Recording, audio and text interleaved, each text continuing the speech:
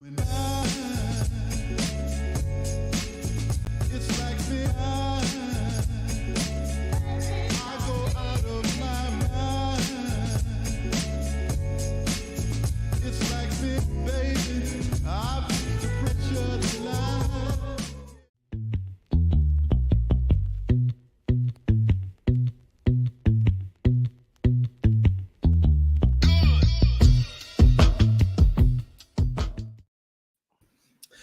And Judd'z Budz, episode 86. There it is. Welcome back. As always, your host, Bogosian, joined by my good buddy, Mr. At State of Hoppy. Hoppy, how are we doing today? It's been a fucking day. I was kind of telling you before we jumped on here that I get home from work in a scramble to get ready and jump on here. And we'll just say a not enjoyable neighbor. We don't have to go into crazy detail on that. One of her fun quirks is that she really, really enjoys, she actually thrives on burning her yard waste rather than disposing of it like normal humans do. And the wind is generally going in the direction that it's perfect, that it blows right into my backyard. If we open a door to the house, it gets in. My dog needs to go outside.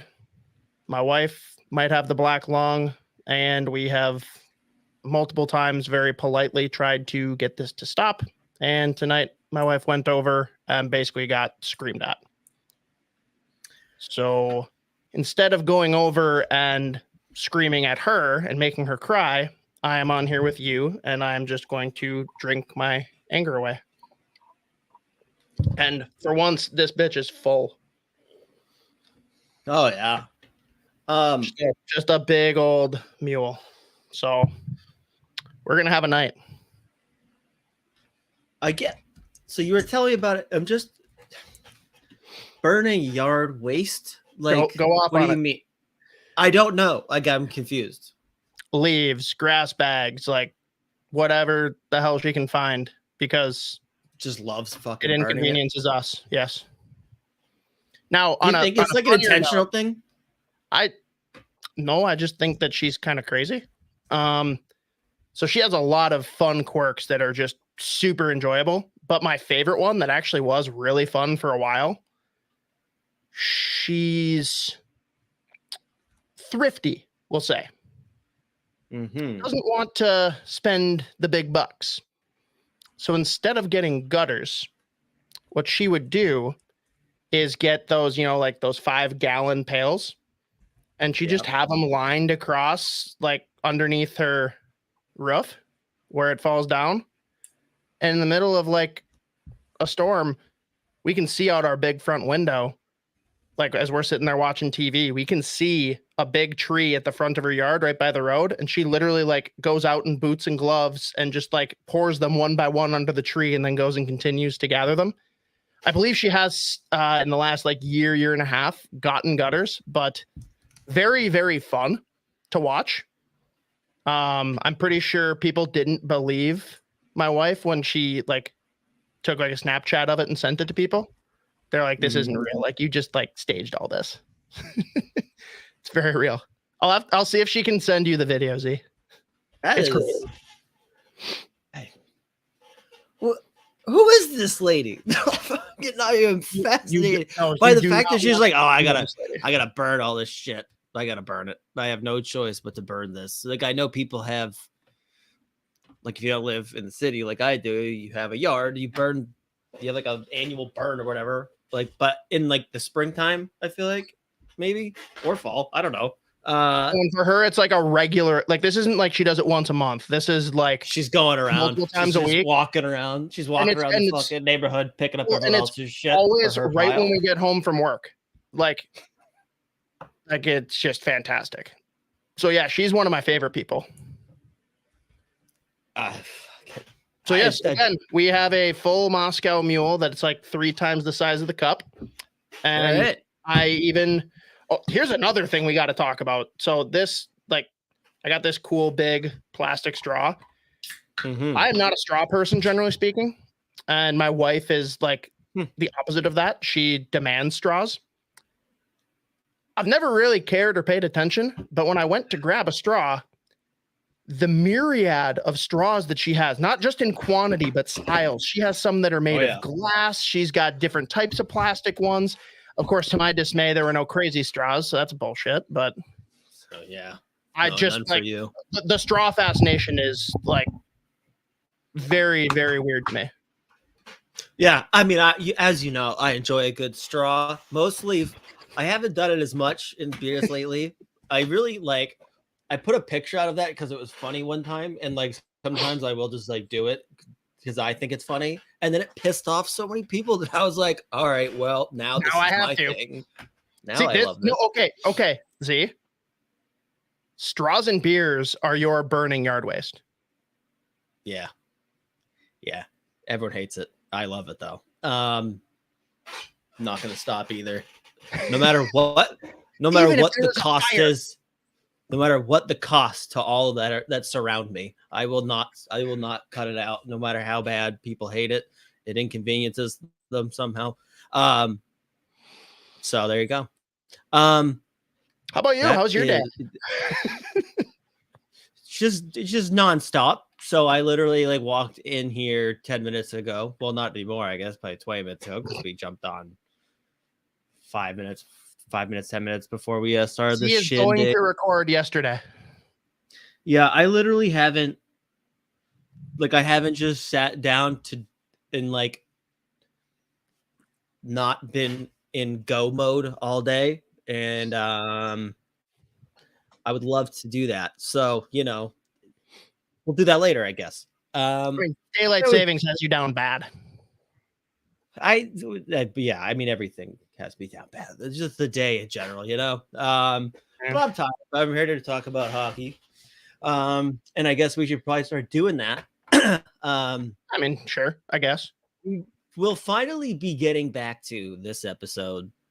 Go pretty prospect heavy. We've like the past few weeks feels like we've definitely like got like, yeah, pretty much just like, what is that? And I'm like, oh wait, this is literally the prospect show. So we'll be going pretty much very heavy or just like exclusively, I guess, Minnesota Wild prospect pool. There are a few things that we have to touch on for the NHL team here. And then we have to, let Hoppy have his time to mourn and then to mourn. And then, but yeah, that's the plan for this week. Because again, we've kind of gone away from prospect talk lately, so that's exciting to get back into it. But I mean, I guess we should probably jump into Wild Rookies. What's against a little bit of news. The Minnesota Wild front, the player over your shoulder right there. Would you like to have your time to mourn now? That he got taken off the first power play? We're going to do this, huh? I'm not drunk enough yet. You can circle back to it at the end if you want. All righty. We'll talk about Addison later. We'll talk about that later. How about Zach Bogosian? Do you want to get into that yet? Or are we going to move on from there too until you're ready? I mean, I feel like they're one in the same conversation, but I guess that's up to you. All right, we'll move on. Do we just want to talk about Bogosian in isolation, or do we want to talk about the whole situation? No, you're right. We should do that in full. So I guess in that case, we'll start with Minnesota Wild rookies. And I'll just get right into it. Marco Rossi is so good. And we touched on it last week too. Once that first goal went in, I mean, he was already playing. Wait, the actual goal or the one that got called off? Yeah, no, the actual one. But I mean, like this year, obviously, everyone talks about, how good of a summer he had, how great, he was last year for Iowa, how he did everything that he was supposed to do. But it still really didn't matter until it started, like the season started, and what actually and like Russo would talk about this too, where he's like, even if he lights it up in the preseason, like it actually now it just doesn't matter because that's what happened last year. Right. And again, like I do think like day one, like game one, he just looked different, like way more aggressive, getting into the hard areas of the ice in the offensive zone too, not just like, defending well or whatever in his own zone, but like actually playing hard hockey. And then, he has that goal taken back, which I was very curious to see. Let's see how he responds to that now. Cause it's like, of course that will not go right for this kid either. But didn't change a thing. Obviously he scored a couple games later. The next game, maybe I can't remember how many games were in between, but a game or two after. Yeah. Since that went in, like I tweeted out that sequence from last night where he's making an interception at his own end, skating the puck up the ice, hanging on to it, flipping it to himself, catching it, putting it back, putting the puck back down, and then hanging on to the puck with guys all over his back who are like 1 foot taller than he is. Not only does he just look like he belongs in the NHL, he's legitimately making a difference on both sides of the puck. And now we're seeing him with Boldy and Kaprizov. And it is sometimes they will have some flashes, or so there's sequences at play when they're on the ice together in the offensive zone where it is just so electric. And it makes you wonder, like, this is like what, a week or two of this, not even like a couple games of those three being together. And it is very exciting to think about. And the fact that, like, realistically, the team hasn't scored fewer goals with Kaprizov and Zuccarello separated. So, but all that to say, really, Marco Rossi has been unbelievable. And even when they've had their ups and downs, at no point could we actually look at Rossi in like any kind of like having anything to do with their like the games where they maybe aren't playing great. It has obviously nothing to do with him, and he's just kept on doing his thing. Well, he's been super steady, and I'll like hand up. I was one of the people that's like, just keep him on the third line for a little bit longer. Like, after what had happened, like you said, right? Comes in and gets his confidence shattered in the NHL after tearing it up in the preseason. I wanted him to just have a little bit more time to really solidify his confidence before throwing him onto the first line and then having all the expectations and then people immediately react. He didn't miss a fucking beat. It's been great. And now there's no looking back. Like, if you take him off the first line, people might riot. Oh yeah. Yeah. And I mean, again, like what's exciting for me is not just that it's clicking right now. Like there's still like, even there's some times where they're still clearly like, but for the most part, it's working obviously. And like, this isn't just like a one-off where it's like putting together Eriksson with Boldy and Johansson when that was working right away. Like last year, it's obviously very different because Marco Rossi is 21 years old. And he is like, you've drafted him, you've developed him. He's obviously here to stay. And ideally all three of them are. So just the idea of those three playing together for a long time is very exciting. But I mean, I just feel like I was obviously very high on Rossi and I thought he would be more than fine this year and he would not be going back down to Iowa. I don't know.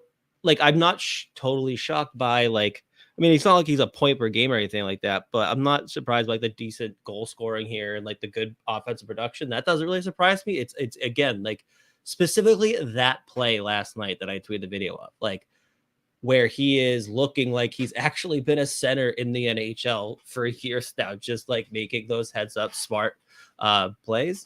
And as I've said before, it's just very fun for me watching him go from just like eviscerating the OHL. Obviously he's gone through a lot here. And now that it feels like he's finally made it and not only just like sticking around with Minnesota, but legitimately being an incredibly important player for them. It's very exciting. So had to start the Minnesota Wild prospect talk with still bringing up Marco. No, and Rossi, gives however you want to say it. Until call him whatever he wants me to call him now. Yeah. He's calling him daddy. No, I lost. Why not? I lost one of my hockey sons. I'm glad that one of the two remaining, I guess both are thriving. We might as well jump into the other one. And here we go. Mateo. Brock Faber is legitimately a top 50 defenseman in this league. And Rossi Boldy Faber in OT was so much fun. I was at a friend's house watching that game on my phone. I was just like, because they tried it, I'm pretty sure, at the end of regulate, or no.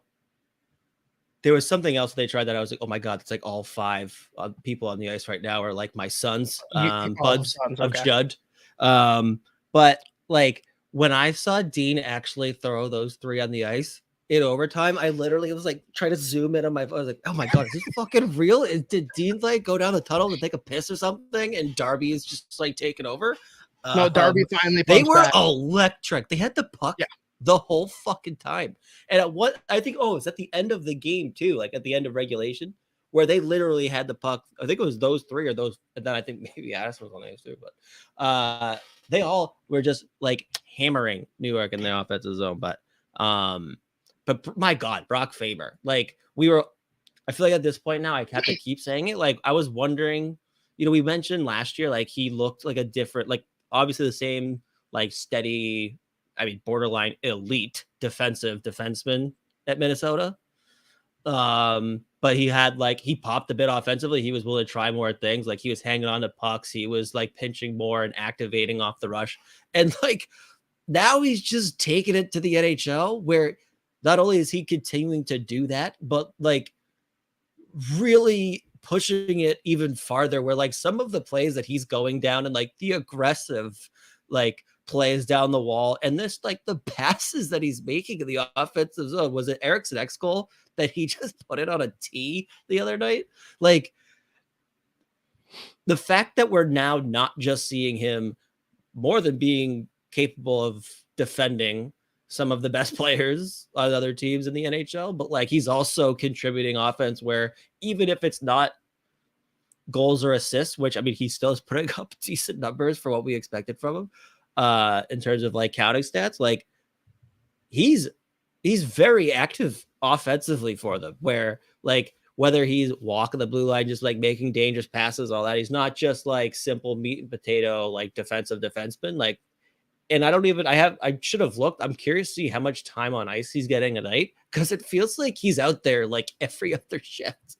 Well, and that worries me a little bit too, though, man, because our boy John Robinson looks like Hunt and other rookie D might get a shot. Faber run power play, which I'm sorry, I don't believe in the 5 forward approach. I don't think that's going to be a long-term thing, and we cannot go back to Spurgeon. Faber is the only like reasonable option, but is this kid going to play 30 minutes a night? Like, is that the expectation?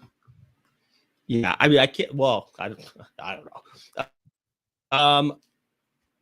I'm very curious to see what the 5-man power play looks like. Like, it is very fun when teams do this. Like, coming from Boston, I'll tell you, they tried it at the beginning of last year, and it was like, oh, this is very fun. But then they lose the puck once, and all 5 of them are like, fuck, what do we do? Like, oh shit, no one else here? No one else is out here that knows how to do that, anything now?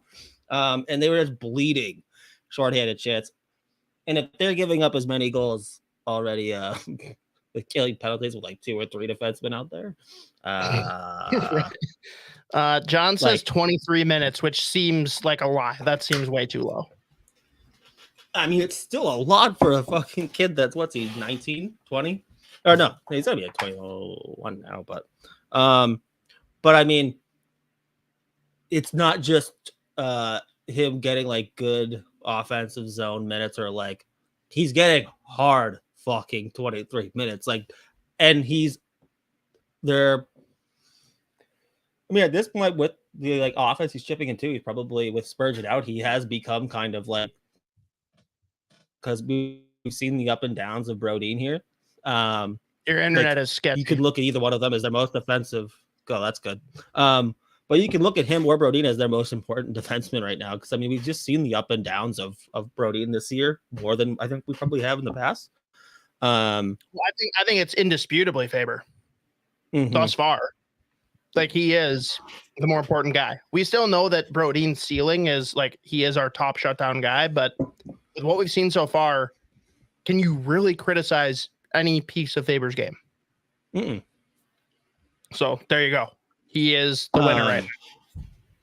And like, And when we talked about the offense with him too, and specifically some of the stuff with him, like either like pinching super hard or just being aggressive, and like I have not seen before, like a little bit of last year and then this year. I don't think I ever saw him like getting so low in the offensive zone, like just flying. But this is actually what I'm like, okay, this is where I see the comp when people like are like looking for a comp for him. They would like bring up Charlie McAvoy, like some of the shit he's doing where he is like fully engaging the offensive zone and he finds himself like legitimately getting involved below the goal line. That's the shit that McAvoy does. McAvoy has more of like the just absolute like, well, he's, as we can see now, he's literally suspended. McAvoy has more of that part of this summer, though, didn't I? I said he really has the potential of a McAvoy that's not going to murder people. Right. So nothing but good things to say about Brock Faber, and like it's crazy.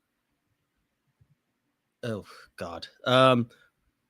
But it is crazy that like coming in to the year, it was all right. Let's see if like, you know, he looks good in the playoffs. It was a very small sample size. Let's see, you know, he'll have his ups and downs, and he just comes out of the gate. He's like, no, I'm the most important defenseman on the team.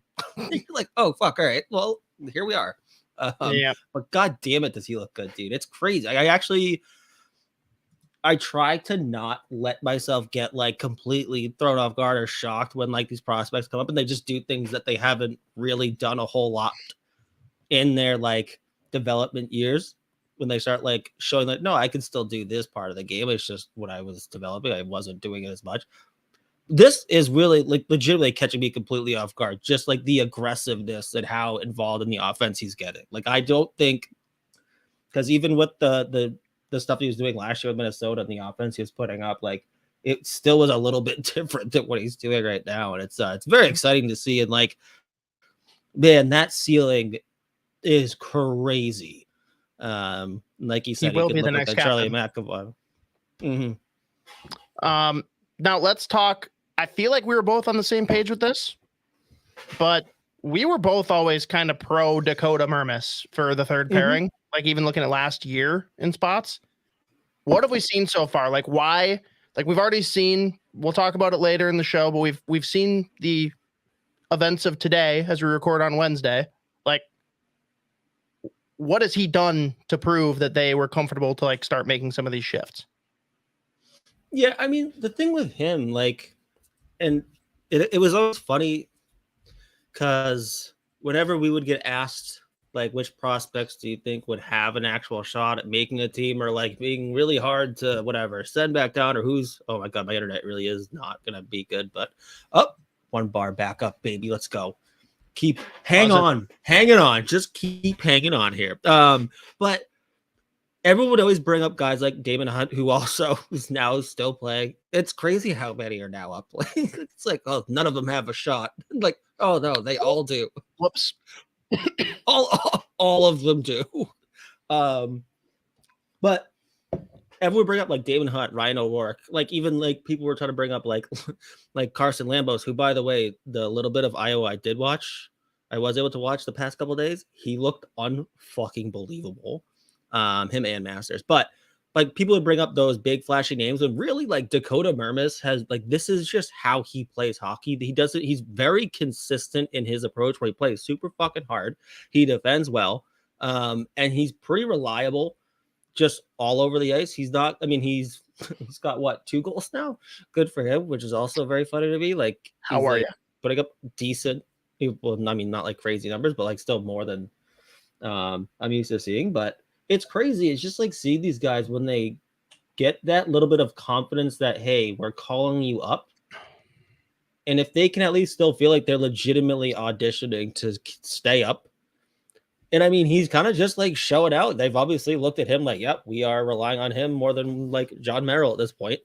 But like for him specifically, and why it just like, why they're comfortable, is like, this is just how he's always played hockey. And like, I think it's not like he knows he he's pretty aware of what his limitations are, and he doesn't try to do more than he's capable of doing. And like 98% of the time, he's making the correct decision and not trying to overcomplicate things. So he's kind of able to just be that steady presence back there where you're not really all that worried when he's on the ice if he's going to get like exposed, because generally I don't think I've ever seen him get exposed at any level, but he's always been right there. Like he's been Iowa's like most consistent best defenseman for a couple of years. So it's not that surprising. And like, again, like if they weren't so tied to some of these contracts with those defensemen coming into the year, that really did just the contracts that just did not need to get signed.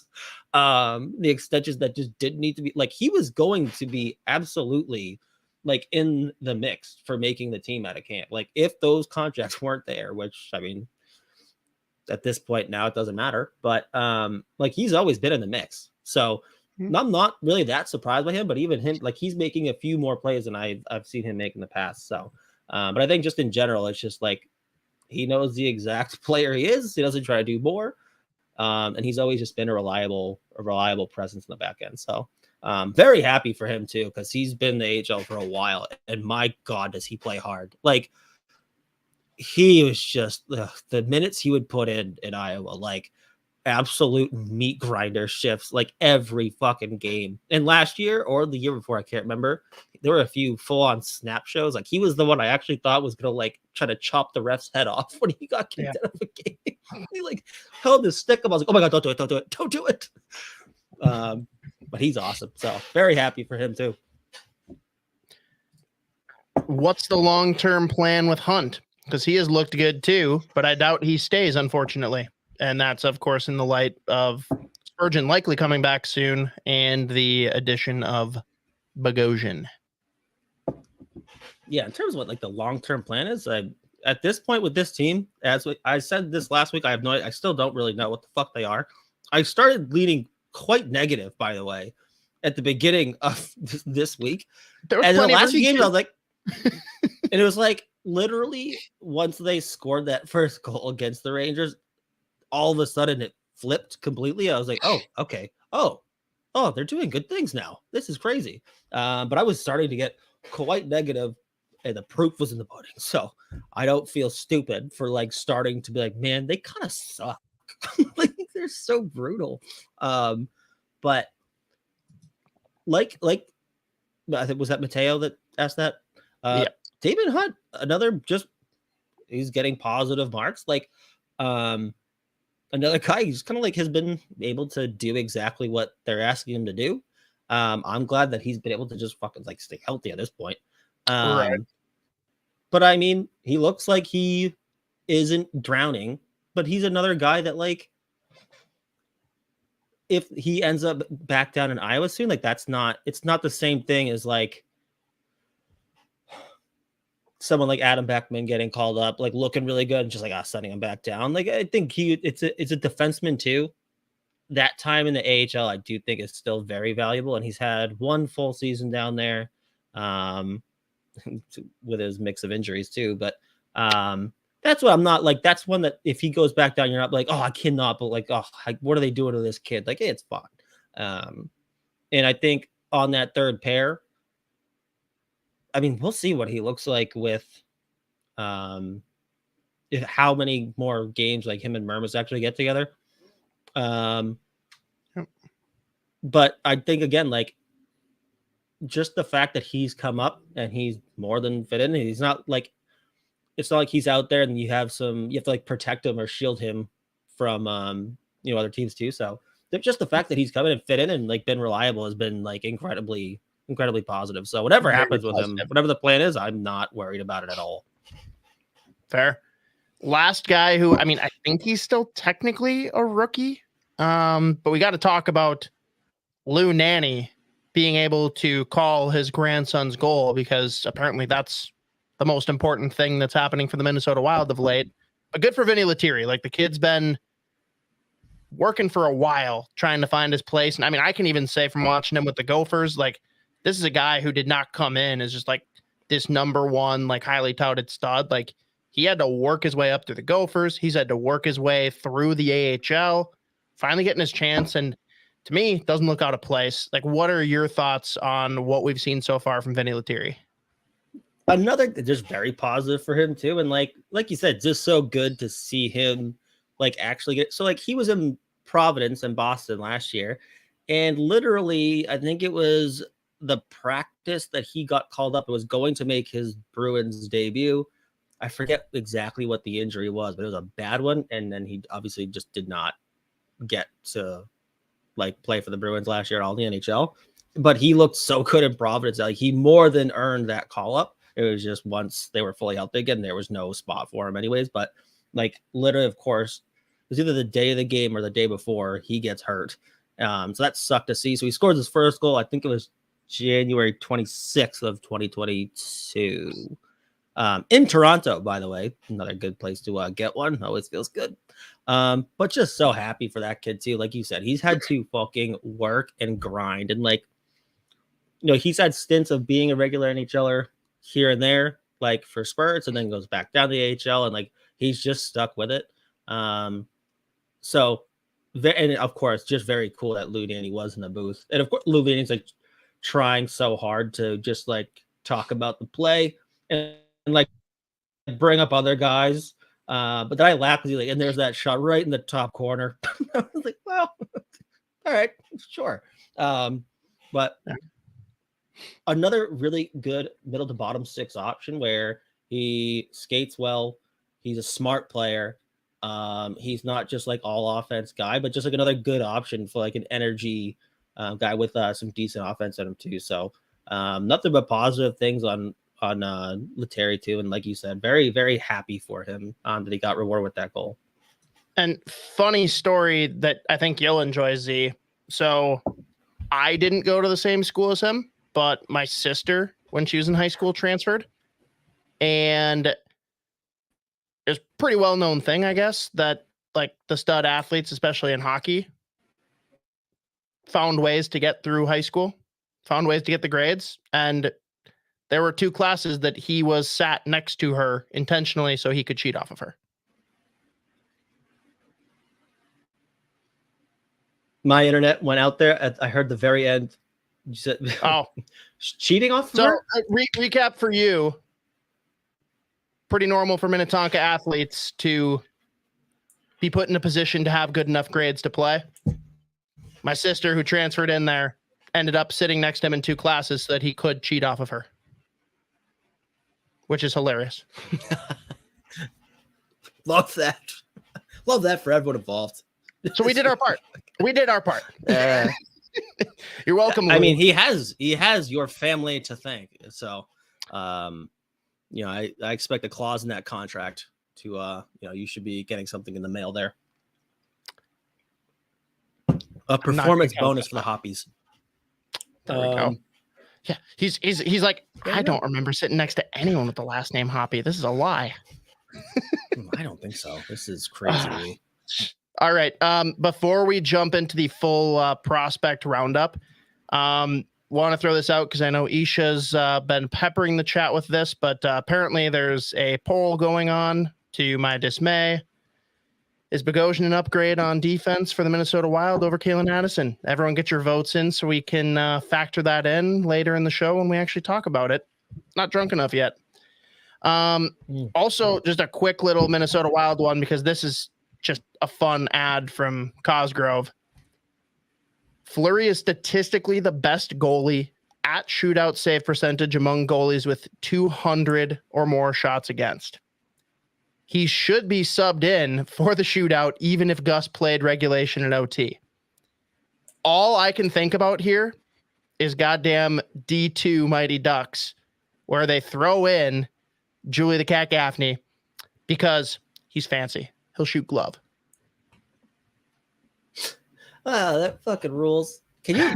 Well, it'd be wild. I would be like, what is happening? Can you imagine the reaction if they did that 0 saves and they immediately lose?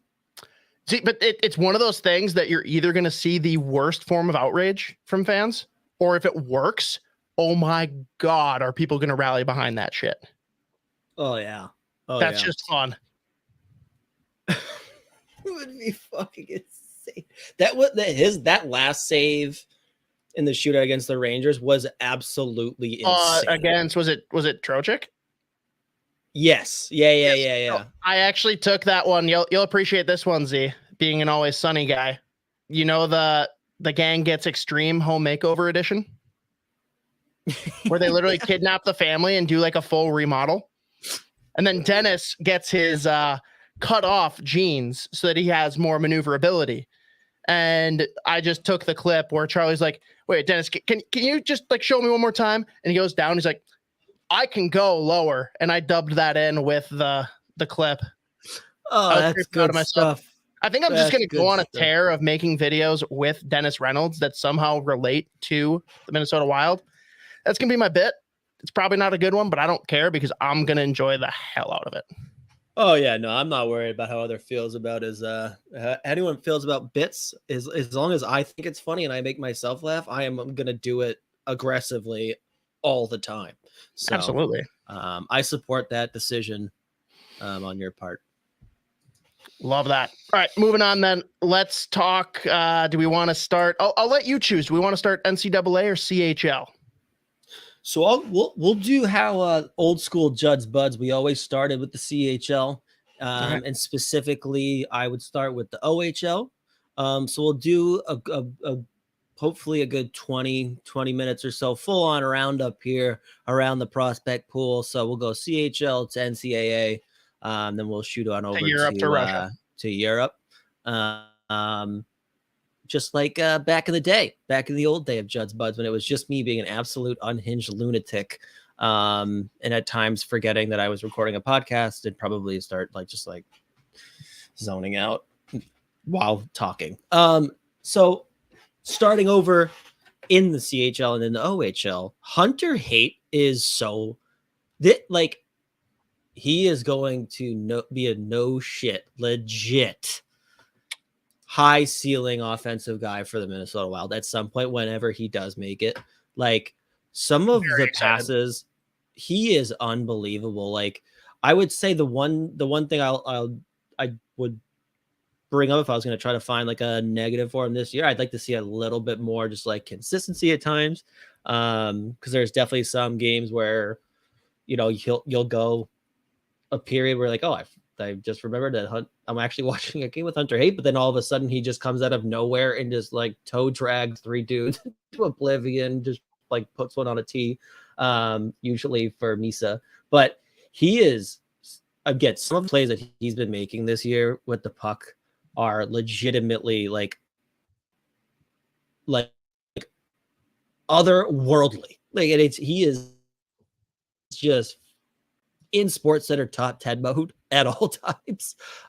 Just over a point per game right now, but he had another very nice week. 3 games this week for Saginaw. They're up 4-1 right now. I wonder if he's chimed in and lit the score sheet up there tonight. But yeah, probably. I think he had 4 assists in 3 games, if I'm remembering that correctly. And they were all absolute fucking dimes. And there's a couple super high-end, high-ceiling guys on that team, too, where they're very fun to watch. They've got that kid for the 2024 NHL draft, Zane Parekh on the back end. He had 22 goals as a defenseman as a rookie last year in the OHL.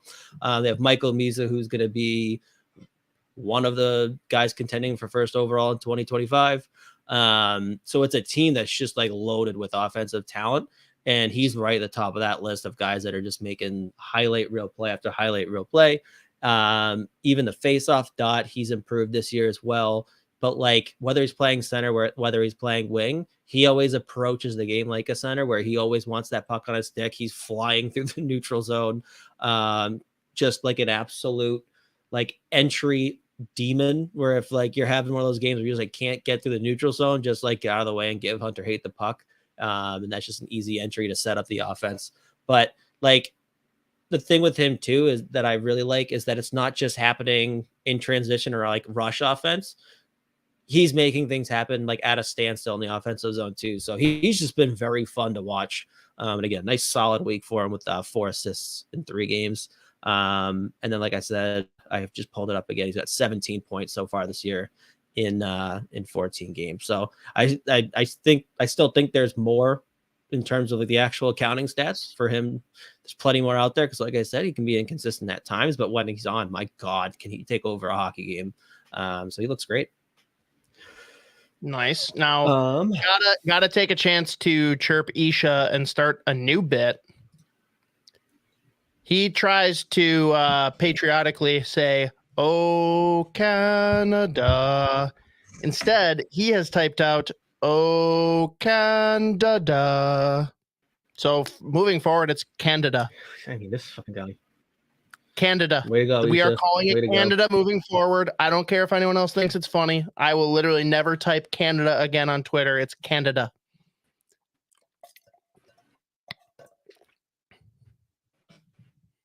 I think we lost Z. Oh, he's there. I'm still here. It's literally, it's not working. Like, it's just one bar. I'm gonna fight. Like, they are just terrible. What a shitty service this is. But I'll just keep talking, and I'll probably fucking like be in and out. I'm gonna lose my mind this episode. I can tell. Nice. But Hunter Haight definitely making the most highlight reel Sports Center top 10-esque plays. But so far, like, and I said this at the time that they drafted him, Rasmus Kumpalainen is one of my favorite hockey players to watch, at least like with the Minnesota Wild prospect pool. He's massive, as we've said before. Large. But just like, despite, again, it's not that he's a poor skater, he's not fast, but somehow is an absolute demon in transition, does not lose the puck. Another guy that just gets you easy entries all the time. And like, he just at all times has the puck on a string. And he, after the first probably 4 or 5 games, really settled into the OHL and like is lighting it up. And again, he's a guy that projects as like a really solid middle six center, plays both sides of the puck with some secondary offense. But now he's just like becoming a main part of the offense for Oshawa. And again, he's not moving fast, but he somehow just glides through like the opposition with the puck on his stick with ease. And the amount of assists he has by doing that and just giving someone a tap-in, backdoor, open net, it's unbelievable. The one thing with him is sometimes his offense ends up with him like skating around the offensive zone. No one can take the puck from him. He's very good, obviously, with that giant frame. Like, he knows how to use it. But sometimes he will rely on like a shot from deep that really has no chance of going in unless someone gets a piece of it. But it's very hopeful. It's like the one big criticism he's got probably is sometimes he just settles for hope plays. And definitely like be guilty of just like hanging on to the puck just to hang on to it. Like, but then there are times where he does it and he does. Do you blame fans a little bit for him just like shooting like that when they just keep screaming shoot for no reason when they know nothing? Yeah. He's just listening, he's a good listener. That's it. He's just doing what everyone's telling him to do. So I mean, he'll fit right in. He'll make everyone very happy in the NHL. He is obedient. Yeah. But another guy, a monster week. Like last game, I think it was Sunday. 1 goal, 2 assists, both assists, just dimes again. He had one that he took the puck away in the neutral zone. And this guy so he starts the transition the other way. He's got, I think it was Beckett Seneca, who's another kid that's going to go right middle first round, probably late first round, middle first round. Solid player, very fun to watch. Another big boy who's got crazy skill, scores at will, basically. But like, he legitimately had this defenseman who he stole the puck from, like at one point just climbing on top of him, trying to dispossess him to the point where he just like football stiff armed and shoveled the puck with one hand backdoor. And Beckett Seneca was right there for the tap in, where I was like, it's like a cheat code. Like no one can take the puck from him. But he is just such a smart player too when he wants to be. It's like he's legit. So like, it's so entertaining to watch him, like, because he shouldn't be able to make some of the plays that he's making, but he just does it. Like you can't take the puck away from him. And there's the fact that he's so good in transition, despite not moving quickly whatsoever. It like boggles the mind, but that he's just making these ridiculous plays. Like, all right, well, it works. Good. Yeah, all I'm hearing right now, all I'm hearing is Jaromir Jagr with less style and can't shoot the puck. That's all I'm hearing. Same type of ceiling. Same type. It's it's the same guy. But he's just been so fun to watch. It took him a little bit to get settled to the OHL, like coming over from Finland, obviously. But even then, settled in quite quickly after that. And now he is just an absolute monster for Oshawa. So he's up to, I had just had that up again. He's got right around a point per game now. But especially Sunday, just another monster performance.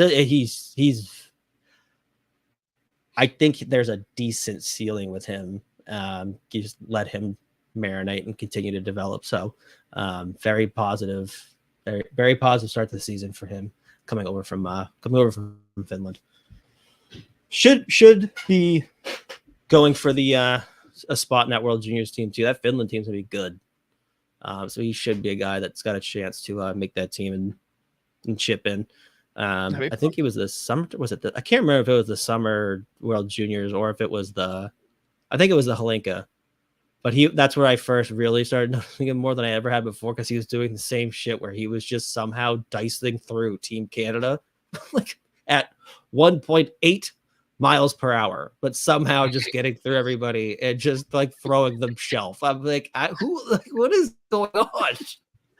Sorry, kilometers per hour. There we go. Fair. Oh man, are there other OHL guys? So yeah, one more guy, Servac Petrovsky. Oh, of course.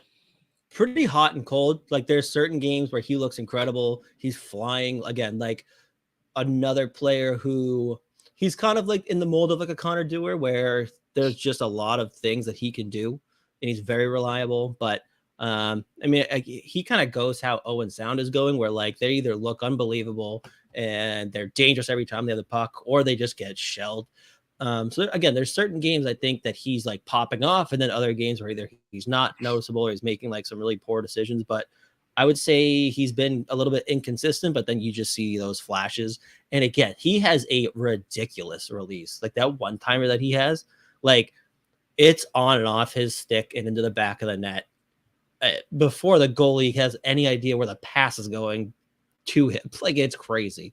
So I haven't watched as much Owen Sound as I would have liked. The viewings I've had of them have not been all that great, but then I've gone back and like watched some other games where I knew that he did play well, or at least was like popping off the score sheet.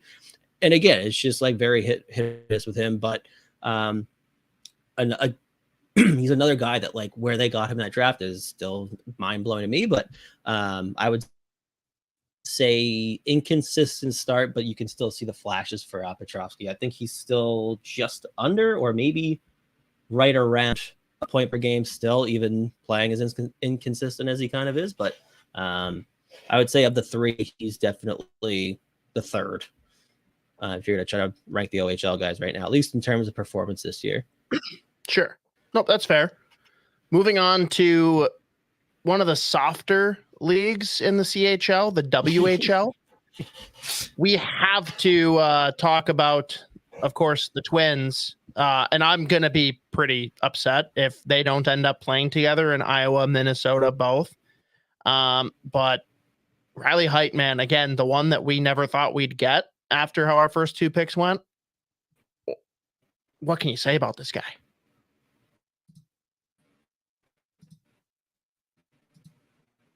He's speechless. Once again, my internet. It's gonna do it. It's gonna get worse. It's just going. Talk to get about Height. Talk about Height. I will be streaming soon. Yep. So I'll just start talking, and I'm sure my internet will cut out. No one will hear anything. But here we go. Height. He is torching the WHL, and it's crazy because I still think he's on that team. He might be second or third points still, but the thing with him is so the way that they do the stats, I guess, is they do like shots on goal, and then they have like a little dash where it says like DS, where it says like dangerous shots. So like high danger scoring chances, basically. Every single shot that he's had this year has been a super high. Like he just, because of how smart he is and how well he reads defenses, is where he ends up popping up and where he ends up with the puck on his stick, it's always it's somewhere where he's going to have a chance to score. And he's not just a shooter. He obviously has an incredible shot, but he is a legit dynamic playmaker. But he is making so many plays happen for Prince George, even in games where they kind of get like shelled. He's still the one out there, just like very noticeable in a positive way. Obviously, he's lighting up the score sheet, as we all can see. Somehow isn't leading the team in points because what's his name? I don't know how to say his name. This kid that's going to get drafted this year, Karchich. I don't know how to say it, but another kid that's probably going to go first round now at this point. But he's dangerous. Like every time he's on the ice, he is going to have a scoring chance, whether it's himself or he's creating for someone else. The one thing that you have to say about it is you just want to see it more often on like at 5v5 or at even strength. A ton of his offense, at least the offense that they are converting on. Part of it is just they draw so many goddamn penalties and they're on the power play so often. But you definitely would like to see it more at even strength. Because I think like one of the games he had like 4 or 5 points and was still -1. That was like, well, that's impressive. But it's just because so much of the offense is coming on the power play. But again, another guy that the offense just comes in a variety of ways too. Like he's so good in transition off the rush. When they are just like extended offensive zone time, whether it doesn't really matter, like he's creating offense and creating dangerous scoring chances for Prince George. And another one that like he has some nasty to his game, like not afraid, not just there to like get his cookies. He's there to like be a prick. And he'll generate points from wherever. Like he is often net front, just like getting into the shit. So he is so fun to watch. Still have no idea how he ended up late second round or so late in the second round even. But I mean, like really just like picking up where he left off last year in terms of like the point production. But that Prince George team, like they must be the highest scoring team in the dub right now because they are like lighting it up every fucking game. But he looks so dangerous. Can you imagine? I need him and Hate to be best buddies too. I also need now though Hate versus Height in the Mem Cup. That would be unreal. Oh yeah. In Saginaw. Yeah, I mean, why not? Well, that's where it is. Right. I said, why not? All right. I feel like most of our dub guys have graduated to the Iowa Wild, which everyone will be covering them next week a little bit more in depth. Wanted to spend a little bit extra time on them.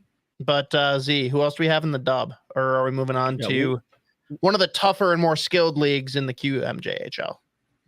Got one more, Calen Parker, who got traded from Victoria. Lucky for him, to Moose Jaw a couple weeks ago. Yeah. He looks good.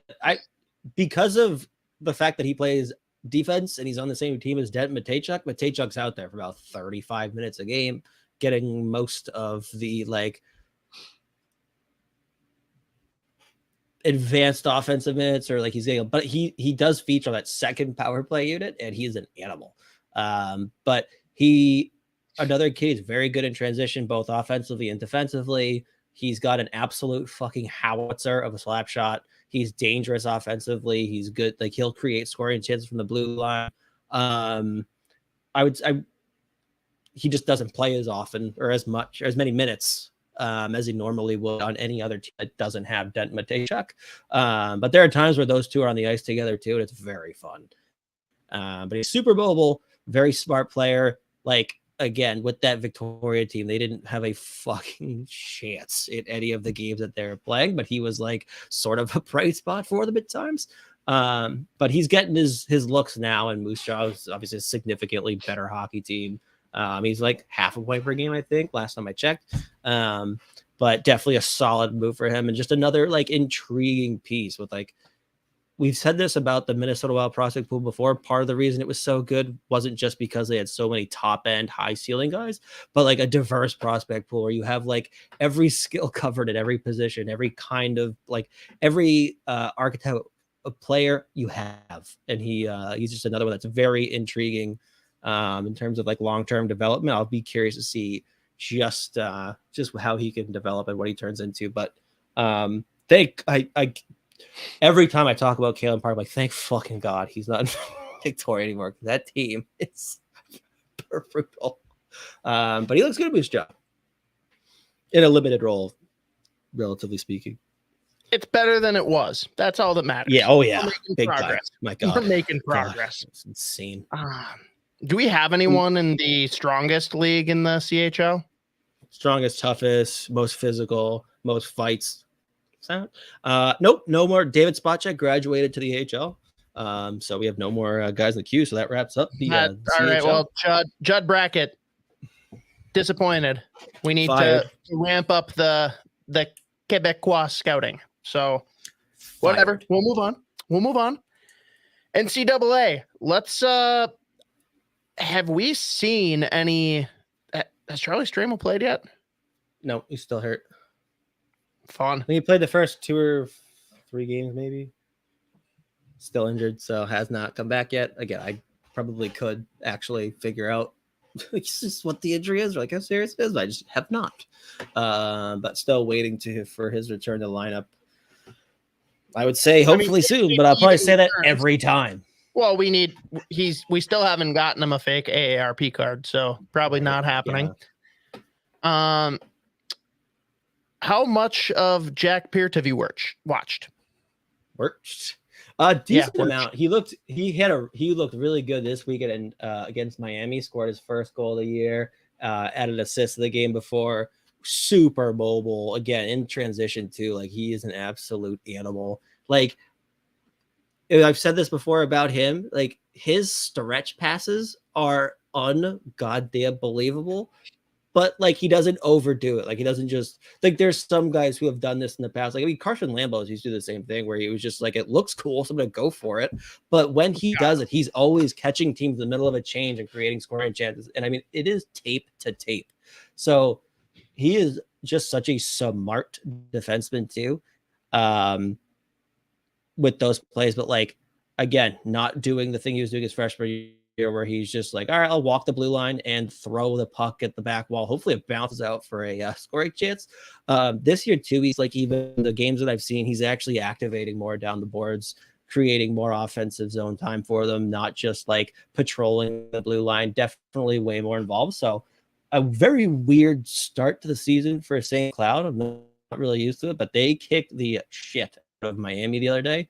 So we'll see if that kind of gives them the boost they need there. But Peart looks, again, like last year he was awesome, but a big like step up from his freshman year, and this year he's kind of picking up right where he left off. He plays a ton for them too. Like, he's out there like every other shift. So solid start for him, and again, just a very, very good weekend for him and St. Cloud in general.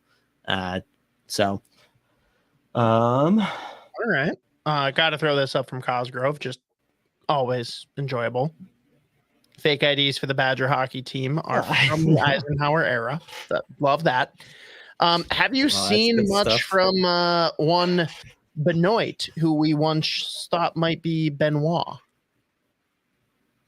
Yeah, he's not going to get on that North Dakota team. Like, he is very much a third pair defense, but like, I saw a little bit of the games against BU. I mean, to be fair, when he was on the ice, he was playing well. Like, again, he's another guy that he's pretty aware of what type of defenseman he is, that he doesn't try to do too much more than he's capable of. So just a steady presence. And my God, is he physical?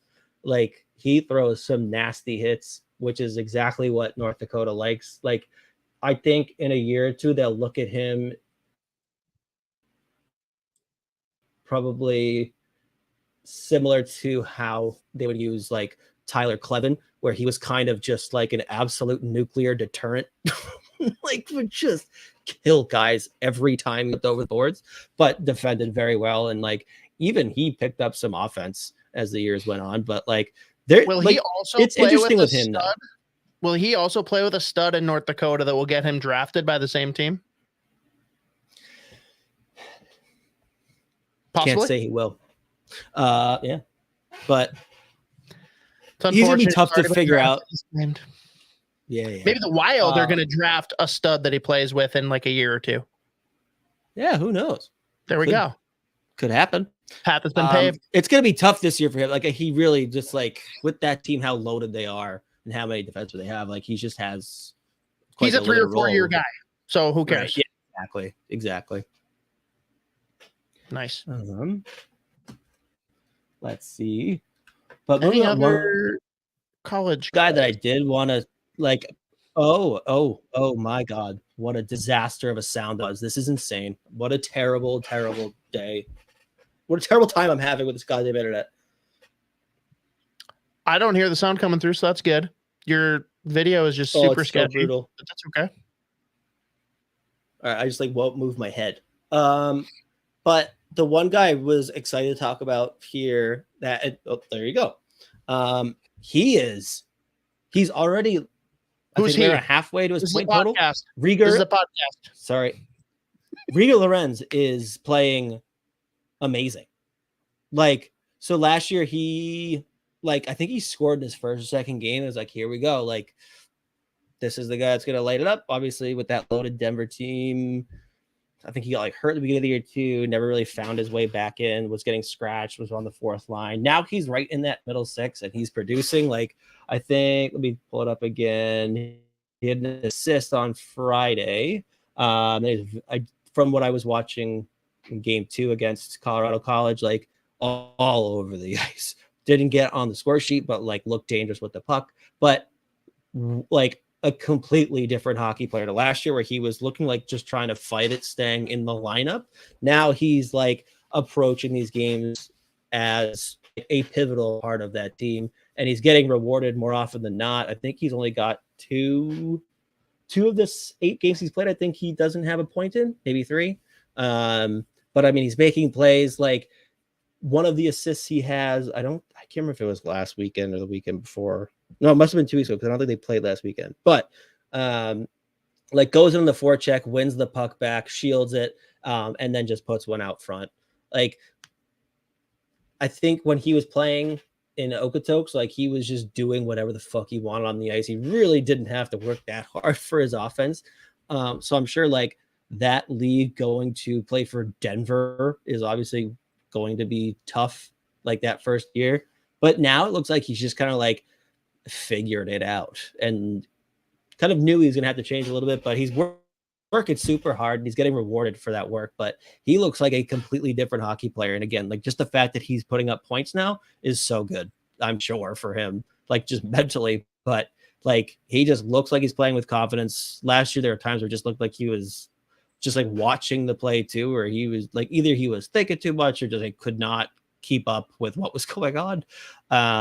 And this year, a lot of times, like he's got the puck and he's legitimately just like dictating the offense. So definitely obviously an improvement, but very good to see for him. I was curious to see how like it would go. Cause like last year was like, it was bad, but then there were times where it was like, oh my God, like how, like he doesn't look like a player that would have been drafted, never, like let alone second round draft pick. But he looks great this year. Again, he's already got 5 points in 8 games for them. I forgot he was a second. I know. But he looks good, dude. Like very happy for his start in Denver. Second? Yeah, exactly. That's why I thought he was a 4 or a 5, honestly. No, like if you had asked if you had a quiz question before that and said, what round was he drafted? Now I've been like 5th. Yeah, that was the Philip Johansson compensatory second round pick. That was who they took. Riger Lorenz. Okay. He looks great. Still better than Philip Johansson. Very happy for him. Yeah.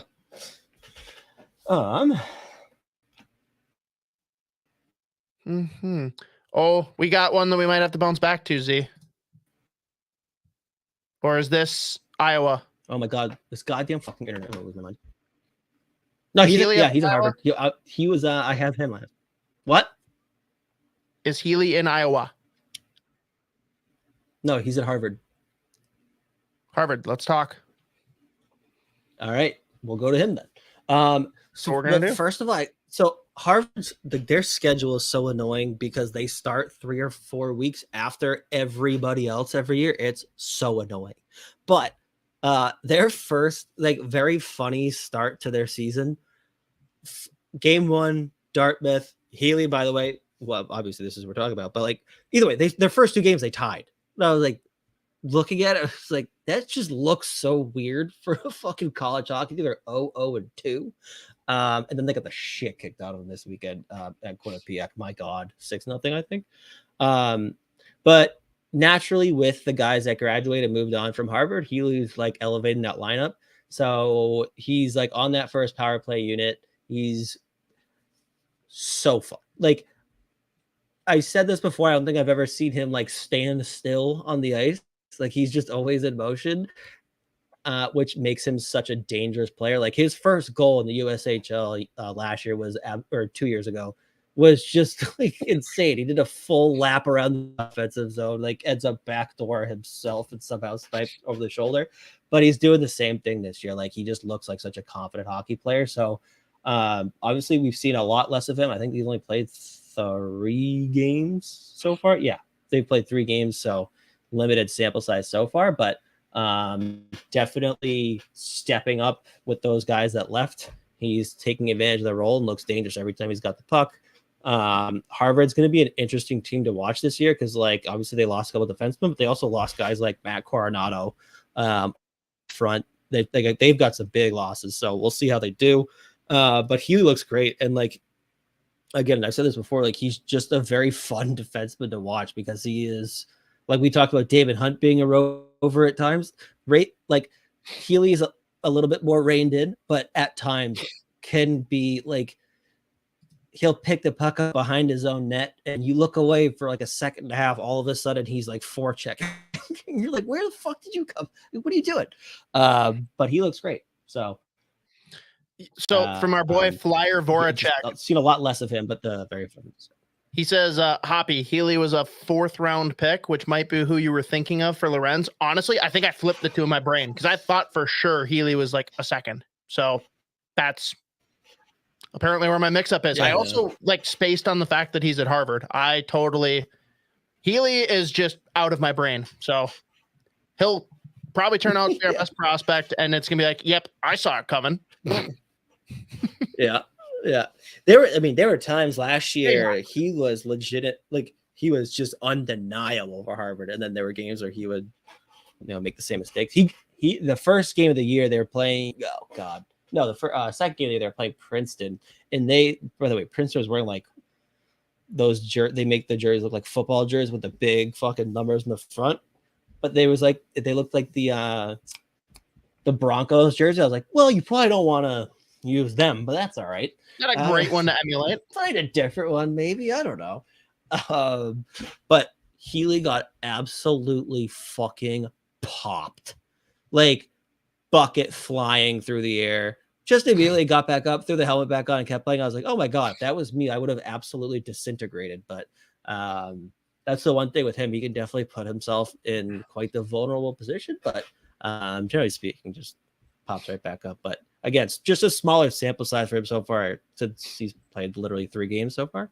But he's got 2 assists in those 3 games. Definitely, he's like playing probably 5 minutes more a night than he was playing before. But so far, so good. I'm excited to see where his game goes this year, because definitely at a interesting spot at Harvard, just with all those losses and how different the fucking team is. This is fair. All right, are we rolling out to Europe, or am I missing someone? You're missing your boy. Not your boy, but your team. Jimmy Clark. Oh, Jesus. It's funny. Like, he was one of the first ones I thought of before we recorded, and then I didn't take any notes because of how late we were, like, getting ready. But yes, Jimmy Clark, who, I'm sorry, that was a burner of a goal. Like, that was fun. But talk about just what he's done, because this is a guy coming into the season, for those that like aren't aware of the background, he was not going to be playing with the Gophers this year. Logan Cooley last minute decides to go to the NHL, which weird, like good decision. Like he's proven that makes sense. Looks like it's a decent enough decision. It sucks for me because, oh my God, would Minnesota be the indisputable number 1 team in college hockey right now? But that is no longer a possibility. But so out of nowhere, they're like, well, hey, kid, we need to fill a spot. You want to come up and do it? And I think he's done so admirably. But why don't you say in much better words what it is that he's brought so far and what you like about his game? Well, like, it's funny that you put it like that, because that's legitimately how I've kind of, like, the games that I've watched of Minnesota and from what I've seen from Jimmy Clark, I feel like every shift is like, that's the message he's guys like, hey, what do you say? Just go do that. And he's like, okay. He's just like, it's in the same way that I used to talk about like Caden Bankier, where it was pretty much like a very reliable player can basically do whatever you need him to do at a given, like, just in that moment. Very different player, but very just like reliable. I think he's won like 86% of his fucking faceoffs too. But every time he's on the ice, he's either making a quiet, solid play, the right play, whether it's defensively, offensively, whatever it is, or you're seeing the flashes. Like, he got on the score sheet a couple weeks ago for the first time, and I think he went on like either he had like 2 or 3 game point streak, or he had points in 2 out of 3. I don't know. But very much a complimentary player on that team, but incredibly valuable, just like what he's bringing. Like, I feel like he's given a little bit of everything. Which I feel like for a team like Minnesota is very welcoming, where it's just like, hey, we've got the big boys. If we need them to go, like, we'll let them go. And then you've got a kid like Jimmy Clark, who's pretty much, all right, what do we need right now? All right, we can throw Jimmy Clark over the boards and just like get a job done. Whether it's like a big play or whether it's just something that like the big boys don't have to go do. Jimmy Clark's right there for. He's just been very reliable, and like you said, it was out of nowhere, very last minute thing that he was even going to go to fucking college. Like, not only is he playing college hockey, but actually going to college like a year before he was planning on, out of fucking nowhere. So that like, oh shit, okay. But the word you said, reliable, is key, and for me, again, just given the circumstances and everything that went on with him landing with the team, he has vastly exceeded my expectations. Did you like expect what he's done, or is this a surprise to you too? I would say closer to surprise, like not like a complete surprise. I thought it would more depend on like what kind of ice time he was even getting. Like, I thought if they would use him as much as they're using him now, I figured he would like fit in and do a job. But now, like, he's even showing a little bit more, like, especially offensively. Like, I said this before, like, he's a ridiculous passer of the puck. But there are times where he's, like, legitimately out there just, like, making plays. And then when they turn it over, he just goes to the forecheck, wins it back. Sustained offensive zone time, like, creates more scoring chance. Like, oh, shit. Yeah. But he, again, just here by Mateo, though. Reliable. Could he develop into a Connor Dewar type? Yeah, probably. I mean, like, that's the kind of player probably looking at, where it's just like, you can say that about a couple of the guys that they've got in the pool, right? So I could see, yeah, that type of player. I still think there's a decent, just with how good of a fucking passer this kid is. Like, some of the plays he was making last year in the USHL were outrageous. And again, he's a 7th round fucking pick. So I think there's a lot in there. And the fact that I cannot harp on this, like the fact that he fully was not anticipating going to college this year at all. Yep. And then out of nowhere, he was, hey, Cooley left. Would you like to come in? like play for us? Obviously, they're not looking like you have to do exactly what Cooley did. Yeah. Anyone thought that would be the case, but he literally fully changed his entire plan. It just looks great. So I got asked though, because I am not the like full out homer that's like, oh, draft all the Minnesota kids, whatever. Do you think there's something to be said for like 6th, 7th round, like taking the Flyers on more of a developmental kid from Minnesota? Makes sense, because this is a kid that can play past his contract expiration, right? Where he's technically a free agent and he's still going to want to play here. Oh, for sure. I think there's definitely a draw there. Like, obviously they took him because he's a very good fucking hockey player and was right. No, I know, but I'm saying, but it's like that is an added bonus. Take a college kid in the 7th, if you don't know like where they sit, when you know, like I look at Jimmy Clark, and that's a kid that's probably gonna play 4 years at Minnesota. Yeah. Yeah. And you're not, yeah. for other And like you teams, say, that's you're not scary. worried. Right. Yeah. You're not looking at like, the Jack McBain situation or Marshall Warren People looking still at get it like, pissed about McBain, dude. yeah. The Gordie Howe the other night. But either way, very, very, very positive start for Jimmy Clark. We do have one more college hockey guy we got to talk about who has played fantastic. Just happened to oh shit! His father is in the NHL. You know the guy. His father's in the NHL. Shout out Michael Russo. Yes. So the grandson of yeah, exactly. Wait, what was it? Because didn't Russo like say that like Pionk was his son or something? Or yeah, it's because Pionk is your draft son. So I don't remember what the dynamic was, but there was some element that made him a grandson. Doesn't matter. Yeah. What do we know about Mr. Pionk for the Bulldogs? Well, it was quite unfortunate that he just happened to run into the absolute train that is Minnesota.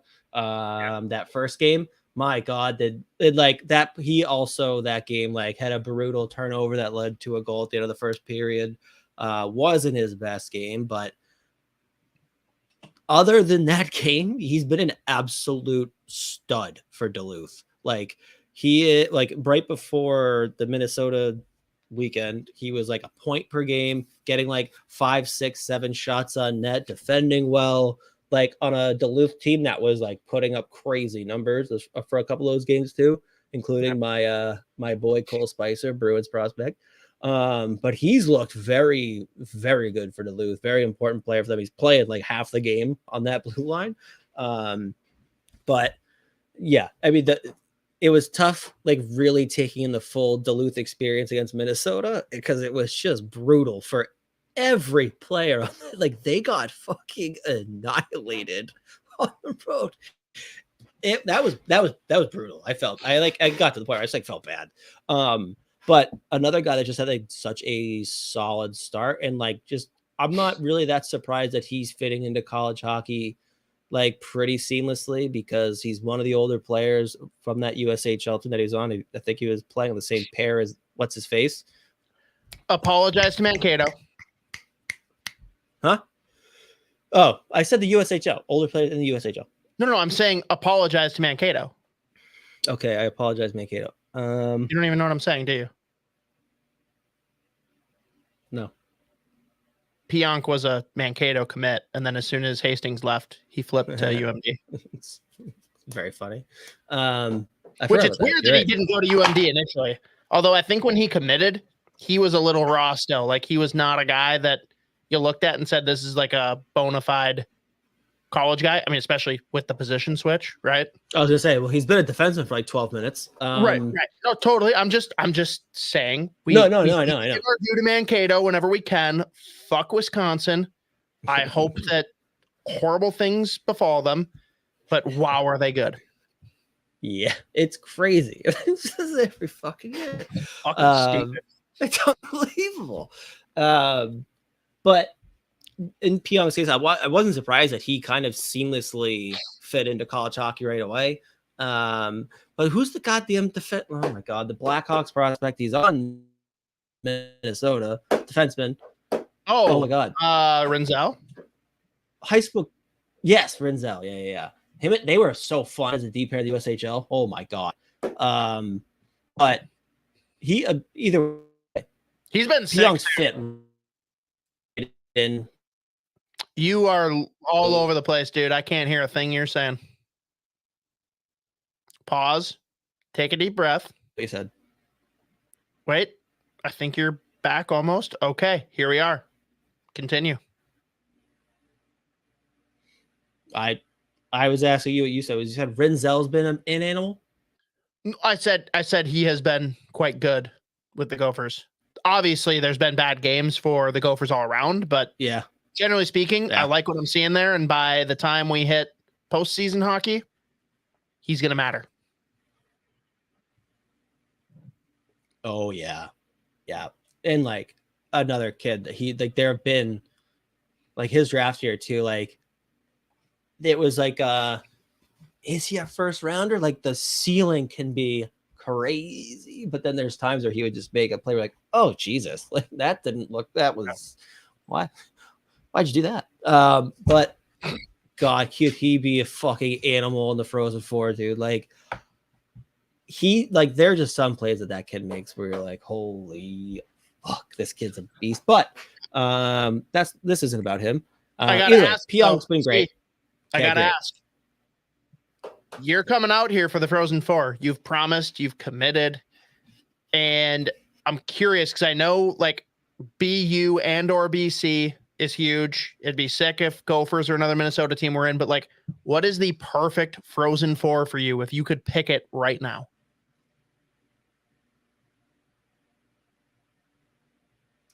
Fuck. Obviously, Minnesota. Good answer. The Golden Gophers. I'll throw BC in there right now. Oh, okay. So now I'm going to pause you there. I feel like for the opening matchups, you need to pick the best rival for BC, which is probably BU. Then you also have to pick probably between North Dakota and Wisconsin for who faces Minnesota in the first round. I was going North Dakota because I still believe in that North Dakota team remaining like a top what are they right now? What are they ranked right now? They were like they're upper single digits. Yeah. I think they're below the Gophers, but they're definitely still single digits. Gophers, I think. I want to say they were 8th. I wanted to say they were 8th. Right. I feel like they're 8th. Can't remember. They're a team that's only going to get better over the course of the season. They have so many new faces. Their entire blue line is new guys. Like they're going to improve over the course of the season. And yes, that rivalry, whatever people from Wisconsin want to say, North Dakota, Minnesota is unmatched. That's where I was like, I feel like with picking BC, I have to pick BU, and picking Minnesota like that. Minnesota, North Dakota is fucking electric. Every fucking game matchup they play. Yeah, every game, like every goddamn game they play, it's just war. It is electric. Both barns are absolutely fucking rocking every game. Like it's electric. I guess those are the 4 I'll pick. That would be so much goddamn fun. Goddamn, that you can't lose in any matchup there. Like you really, I mean, you want the rivalry. I feel like if each of the Boston teams match up with one of North Dakota, Minnesota, you almost have to just like decide for the good of hockey. Like we're actually going to shuffle this up. We're going to have the Boston teams play, and we're going to have Minnesota, North Dakota, because not a single goddamn person would complain about it. Right. Oh yeah. Oh, yeah. No, I need it. Oh, I'm actually really excited now. Even though it probably won't even come close to happening, but no, now all 4 of them will bow out round 1. Yeah, probably. Yeah. But that's college hockey. All right, moving on from college hockey, wrapping it up here, we have the Euros and the Russians, which you disrespectfully include in Europe, but we'll cover it all. Let's start with the actual Europe. We only have Russians. We have one guy. We got one guy. Ogren's still hurt. What? Ogren's still hurt. He still exists. He's progressing, right? He is a great guy that I'm sure is continuing to progress in his rehab, but he's still injured. I think he is a humanitarian. Yeah, he's a great guy. He's a great guy. All right, moving over to Russia. Moving on to Russia, which isn't part of Europe. Probably kind of not sure. They're not allowed to be part of NATO, so they're not. So we don't give a shit. All right. Russia. I mean, we've got the expected guys, right? Who do you want to start with? The guy that's playing the most often, it would be Husadinov, and he has fit right in Sochi. Another assist the other day. Exactly what he was doing with Scott last year. And again, like he's flashing the offense, but he's always, as he's always done, he's playing such a well-rounded pro game. Like I was wondering what it would look like because Sochi was so fucking bad last year, but they had Michkov. They also made, I can't remember the kids' names, but they've made a few other trades too that they're a pretty fun team to watch now. And they have sick jerseys, by the way. But he's clipping right around like a point every other game, but then he'll have one game where he might have like 3 points. Again, like they played Ska a couple weeks ago, and of course he had the assist, I think, on the game-winning goal, which was just like, suck on that, you absolute pigeons over there in Ska. But god damn it, does he look good. And I don't care if he ends up playing center. I don't care if he ends up playing wing. This is a kid that will be in the NHL sooner than later, and he is going to have a long career. And another player that we can use the word reliable, like whatever you need done on the ice, whatever the situation calls for, he is more than able to do it for you. And that's just what he's doing with Sochi too. And again, because they've made like other trades, he's not just like on an island by himself. And like there's games where he's not even playing the same line as Michkov. And by the way, Michkov is once again just eviscerating, like in terms of just raw production. Like they're not a good team, but they're a fine team. Like they're not getting blown out every game, but Michkov is scoring. They're pretty much in all the games that they play, but Michkov is doing his thing again. But even not playing on the same line every game, they're both producing. But yeah, no, I was absolutely perplexed by Scott refusing to play Khusnutdinov as if he was, like a draft eligible. Like, well, no, we can't possibly let you play. I still don't understand how he got that treatment. I don't know why they did that. I don't know if it had actually anything to do with him, like definitely coming over to North America after the season, but the trade happened and it looks like a great thing for Khusnutdinov, specifically for his development. But I think with how crazy this year's got, it's almost like Khusnutdinov's kind of a bit forgotten in terms of like the prospect landscape, because now there are so many guys playing college hockey too. But he's looked phenomenal for Ska. And I have to say it every time, I would pay to watch a bag skate of Khusnutdinov because he is he floats. It's crazy. There's like four guys. I'm like, I'd pay to watch a bag skate. I'm like, I'd pay $20. Like, tell me the other three. What? Brodin, Makar, and then just because how funny it probably is, Ryan Reeves. I knew you were gonna fucking say Reeves as soon as you said as funny as it would be. God damn it, you're an asshole. He's just like shaking his gloves at the ground. He's like, I'll fucking fight the ground. At least no one gets hurt when he's on. Now, hang on though. I feel like so I'm gonna throw in a crazy one, because partially a comedic effect due to position, partially due to the person that's blowing the whistle. Give me a Carter Hart bag skate. I mean, seeing a goalie get bag skated by John Tortorella, come on. Yeah. Pay-per-view. And by the way, if I wanted to go like not joke, the other one would be McKinnon, because I bet you if he's getting bag skated, he's still like doing the high stepping in absolute Clydesdale mode, where he's just like, it is when he just like picks up the puck, he's like it's like floating in the other, oh fuck. Dude, well, no, so this will shock you, but like I actually played goalie for a couple of years. Oh hell yeah. So like bizarre, because like we'd play mini hockey right back before like anyone like had any size, and I was actually like a real late bloomer. Like I was pretty small, and so like I was really good at mini hockey goalie, and they had this little session where they're like, oh, come out and like try goalie for free, and I went out and did it. I was good at it apparently, and they're like, awesome, so you're trying out as a goalie. I'm like, what? No. And so I did, and I played it for a couple years, and like literally we'd get bag skated, and I would like be like middle of the pack with the leg pads, and that's why like I've got big like lacrosse hockey legs. I'm not a good skater at all. My like technique is abhorrent, but I can push really hard. That's all I got.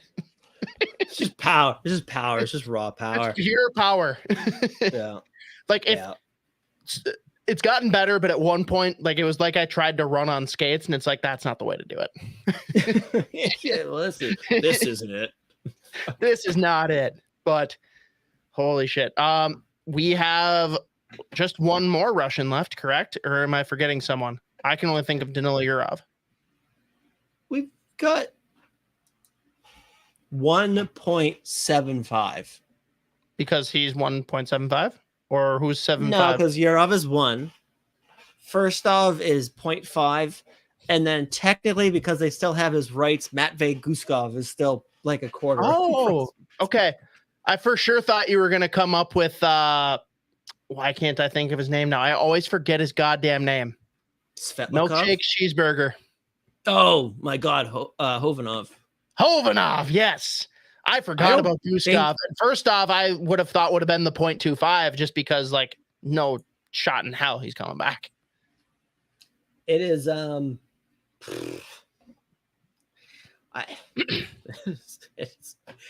don't even know if Hovanov's like playing hockey.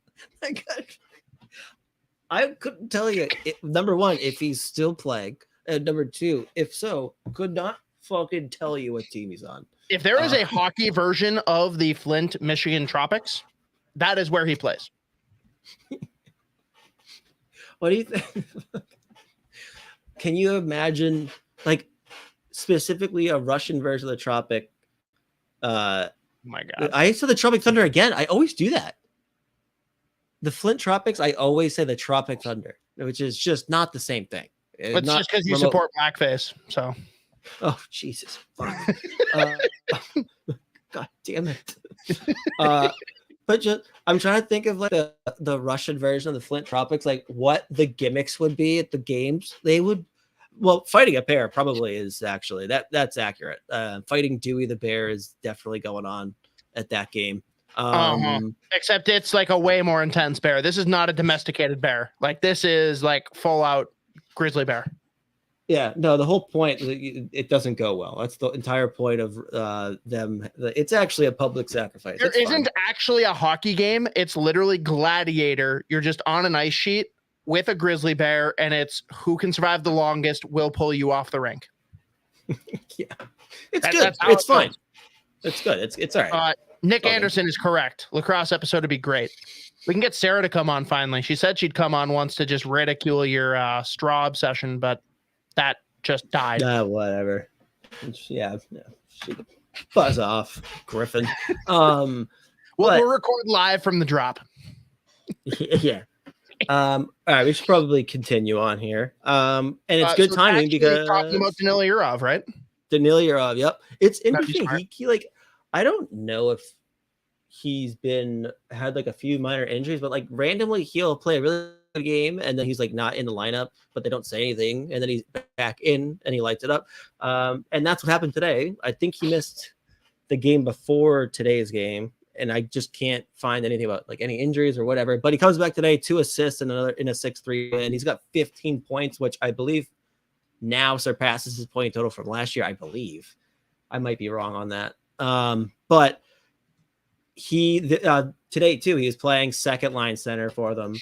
Like, man, I just love that they've tried him in different places. Like, it's the actual complete opposite of last year, where they were just like not letting him play. This year, not only is he just like playing normal shifts, like he would like want one of your players to do, but they're actually trying him out in different places in the ice. And like this story came up too, where they were like having him give center a shot at, like, that's what they were talking about, like during dev camp and stuff, or like in the summer, like those comments came out. And like every once in a while with Mettler, he's playing center. And today was the first time I think he was playing. I think he may have had one other game where he was their second line center, and that was another game that he played really well too. But the exact year that we were hoping he would have after the coaching change in Mettler, and just like a year where he really couldn't have played any less than he did, and get fucked over any harder than he got fucked over last year. And it's good just because, like, not only is it good just to see him playing, but just the fact that he's producing, because I mean, the big concern was like not just this, like last season, But his entire draft year, it was the same thing or worse. And you're sitting there wondering, like, okay, 1 year, it's one thing if it's like 1 year where there's just like constantly getting benched for no fucking reason. I don't know why the cage. I still have no idea why the KHL does this. I don't understand it, but it is what it is. But like having that happen 1 year, that's one thing. But like 2 years in a row at like 17 years old, 18 years old, that's when you really have to start wondering, like, okay, this is when it becomes real. Like he may have, like his development could have got him like maybe stunted now at this point. But now that he's just getting a shot, like he's playing well, he's getting rewarded with points, and he's doing it in different positions on the ice, where now you're looking at another kid who's got just insane upside when he comes over to the NHL. But now he's got experience playing center, playing wing. He's already a very good defensive forward too. Like he's not just the stereotypical like super high ceiling pick who's all offense. He already has an advanced defensive game. Like he's a very smart player. Reliably kills penalties for Middleburg too. So again, another kid, one of my favorite prospects that we have in Minnesota. And like I remember the couple months before that draft, it was like pretty much confirmed that he was not like gonna go as early as he should have. So I was like, oh, this is the perfect kid for Minnesota. And then it happened on draft day. I was very excited. But he looks great. And it's hard to even call it a bounce back year when he didn't even have a shot. Like, you know what I mean? Like every time I go to say bounce back, I'm like, well, I mean, he didn't even get a chance last year, so I don't even know how to call. Like, you know what I mean? It like bounce back almost just sounds like, well, he played a lot, but he played like shit last year. No, he just didn't let him play. Just didn't play. Now I gotta ask though for the Minnesota First folks. Like I said earlier, I'm not. So I'm going to stay out of this and be completely unbiased. But if you can choose today, whether you get Yurov or Jimmy Snuggerud, are you sticking with Yurov or do you switch to Jimmy Snuggerud? It's not designed to be an easy question. No, because they're completely different players, both of which you'd be thrilled to have. But I'm asking you, which prospect are you more excited about? Oh man. And no, there are no ties. I think I'd stick with Yurov. Because again, what if Kaprizov is not on the team? Like, I can't believe they would even think about drafting Yurov in that case. And by the way, obviously Kaprizov's gonna walk. Well, I mean, obviously, they just traded Addison. Why the hell would they? Why would Kaprizov stay? Yeah, I'm like trying to not go with the ultimate homer take here because, like, obviously, it's just they are completely different guys. I'm just wondering who you think projects to be the better NHLer. I just think there's more. Yeah, so like, and the reason I pick Yurov, probably, it's just hard because like Snuggerud really went all the way off last year. He's already got an NHL shot. Tell me I'm wrong. Oh no, he does. It's insane. It's insane how he hits that puck. That was like the thing in his draft year was like that was what he had. Like, and I think there's decent ceiling with other players, which is why I fucking Brackett loved him. My point though, Z, is it's a combo platter, right? The Minnesota Wild have really never had a true goal scorer, with the exception of Fiala, who got shipped out, which you could even argue whether he's a true goal scorer. Snuggerud could be that, and he's a local product. That's why fans are like questioning the Yurov versus Snuggerud. So that's why I'm looking for you to like smooth that over and pump the tires on Yurov on why he's the right pick. Yes, and that's where I'm leaning, right? Like, because like you said, like Snuggerud is a goal scorer. Yurov can score goals. He's got 30 goal potential in him, but he is a crazy playmaker too. And the thing too with him this year is I think the one criticism I had of his just his playmaking in the past has been he created a whole lot of offense for himself, but now you're just seeing him create offense for his teammates too. Like that was the big thing with him. Like if you looked at his highlight tape, the assists he had were mostly him just like walking an entire team and shooting and like someone would get the rebound. They are like, but now you're seeing him actually like make plays, create offense, not just for himself, but like so that's why I would pick Europe. I think there's a lot more playmaking there, but he also has that potential to score goals too. I think you look at Snuggerud and you're looking like, oh man, this kid could fucking hit 40 like several years in the NHL. And he obviously does have decent playmaking in there too. But I think you're looking at it because he could play center, he could play wing, he's got tons of offensive potential. But on top of that as well, he is already, as I said, a pretty advanced defensive forward too. So I just think you have there's more aspects to Yurov's game overall than a kid like Snuggerud. But Snuggerud is a legit goal scorer. Like, as you said, a fucking sniper. Which has always had that in his bag, but like last year it was just like, oh fuck. Like, oh, would you consider him over Ugrin? Injury aside, of course. It's another good question because they both went all the way off last year too. And it's more they're neck and neck. I feel like Ogren and Yurov are both like very balanced players. Where it's like, why not take one of those and one pure goal scorer? Yeah. I mean, what I would say too is if they ended up with 2 out of 3, you can't lose with those 3 guys. Like, you know what I that's totally. the thing. I agree. So, but man, I fucking loved it. Like Ugrin was, of those 3, Ugrin was my favorite in that draft. I know. Like, that's why I had to ask. It just sucks. Like it's makes it so much harder. Yeah, you know what? What the fuck? All right. Draft is rigged. Fuck it at HL. Even though it is because Bedard went to the scumbags, but whatever. Good fucking Lord. Yeah, let's take away another fucking set of respect. By the way, I just got to ask a brief light question on that. A second lawsuit has come up.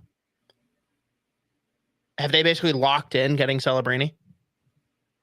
That's what it seems like at this point. If history speaks. I like poor Sharks. Oh God, Jesus Christ. And poor Addison. Fuck. As everyone knows, but I don't like weighing into this shit on here. Sometimes all I'll say, that fucking guy is the biggest piece of fucking shit on planet the coach. I was wondering which guy you were talking about for a second. Yeah. I just fuck. But hang on though. Like he is the worst piece of shit, but are the Blackhawks almost as bad for literally like brushing it under the rug and then saying, hey, we recommend that he come and work with children? Yes, 100%. Fucking garbage, whatever. And like, again, Chicago fans, like blame it on the previous regime, as you rightly should. Why is Ottawa being punished for a previous regime? Fucking unbelievable. You know, it's just everyone else loses a first round pick and somehow the Blackhawks get Bedard. And whatever, like, sure, the draft lottery is not rigged, just like it wasn't rigged for Pittsburgh. I'm a Penguins fan, and I can admit that draft lottery was 100% rigged for the Pittsburgh Penguins. They were saving it. They were either going to go to Vegas or stay in Pittsburgh, and keep getting Crosby was the only way they were staying in Pittsburgh. That draft was rigged. I'm not asking Chicago Blackhawks fans to apologize. I am just asking you to acknowledge what actually happened. They ignored the most egregious cover-up that we've seen in hockey and awarded Bedard to a team intentionally to rebuild it as Taves and Kane move on. I think it's fucking disgusting. I think Gary Bettman's a loser. That's all I got to say. What a fucking league. This sick league. Yeah. Natural transition. But not even, because I'm going back to what we were talking about before. It's like with those 3 prospects though, dude. It's so you got Yurov in the KHL. You had last year you had Ogren in Allsvenskan. They had Snugger in college hockey. Those 3 leagues could not be less similar if you wanted them to be. So like it also is. I would love to, like it's in very my hard head picturing Ogren or just like thinking about what those guys would have, which is the fun and why evaluating prospects from different places is so hard. But like it is a very fun kind of like a, I guess, thought exercise, like picturing you're off playing college hockey. Oh my god! Same thing with Ogren. Like, well, just like you talked about, if Mishkov ended up playing in like the OHL, like, oh my god, oh my gee, yeah, no, it would have been. He might be better. He might be better than Bedard, right? Like, that's not inconceivable. He would have put up those same fucking numbers, dude. It's insane. And unfortunately, here's the thing. So actually, you know what? We gotta put both Yurov and Ogren over Snuggerud, because Snuggerud would not have been allowed to play in the KHL. He would have been stapled to the bench. True. Loser. If all of them switch spots, Snuggerud's the worst. Yeah. Now I gotta ask though, for Minnesota fans, like, based on where his development's at, because he's already a stud, like he's in consideration for the Hobie, you have to argue. But where the Blues are at as well, with all of the contracts they have on the books, is there a shot that Snuggerud comes back next year if they don't win the Natty? Like a realistic chance, not like, 5% chance. Like I'm saying, like, is it reasonable to think it's possible?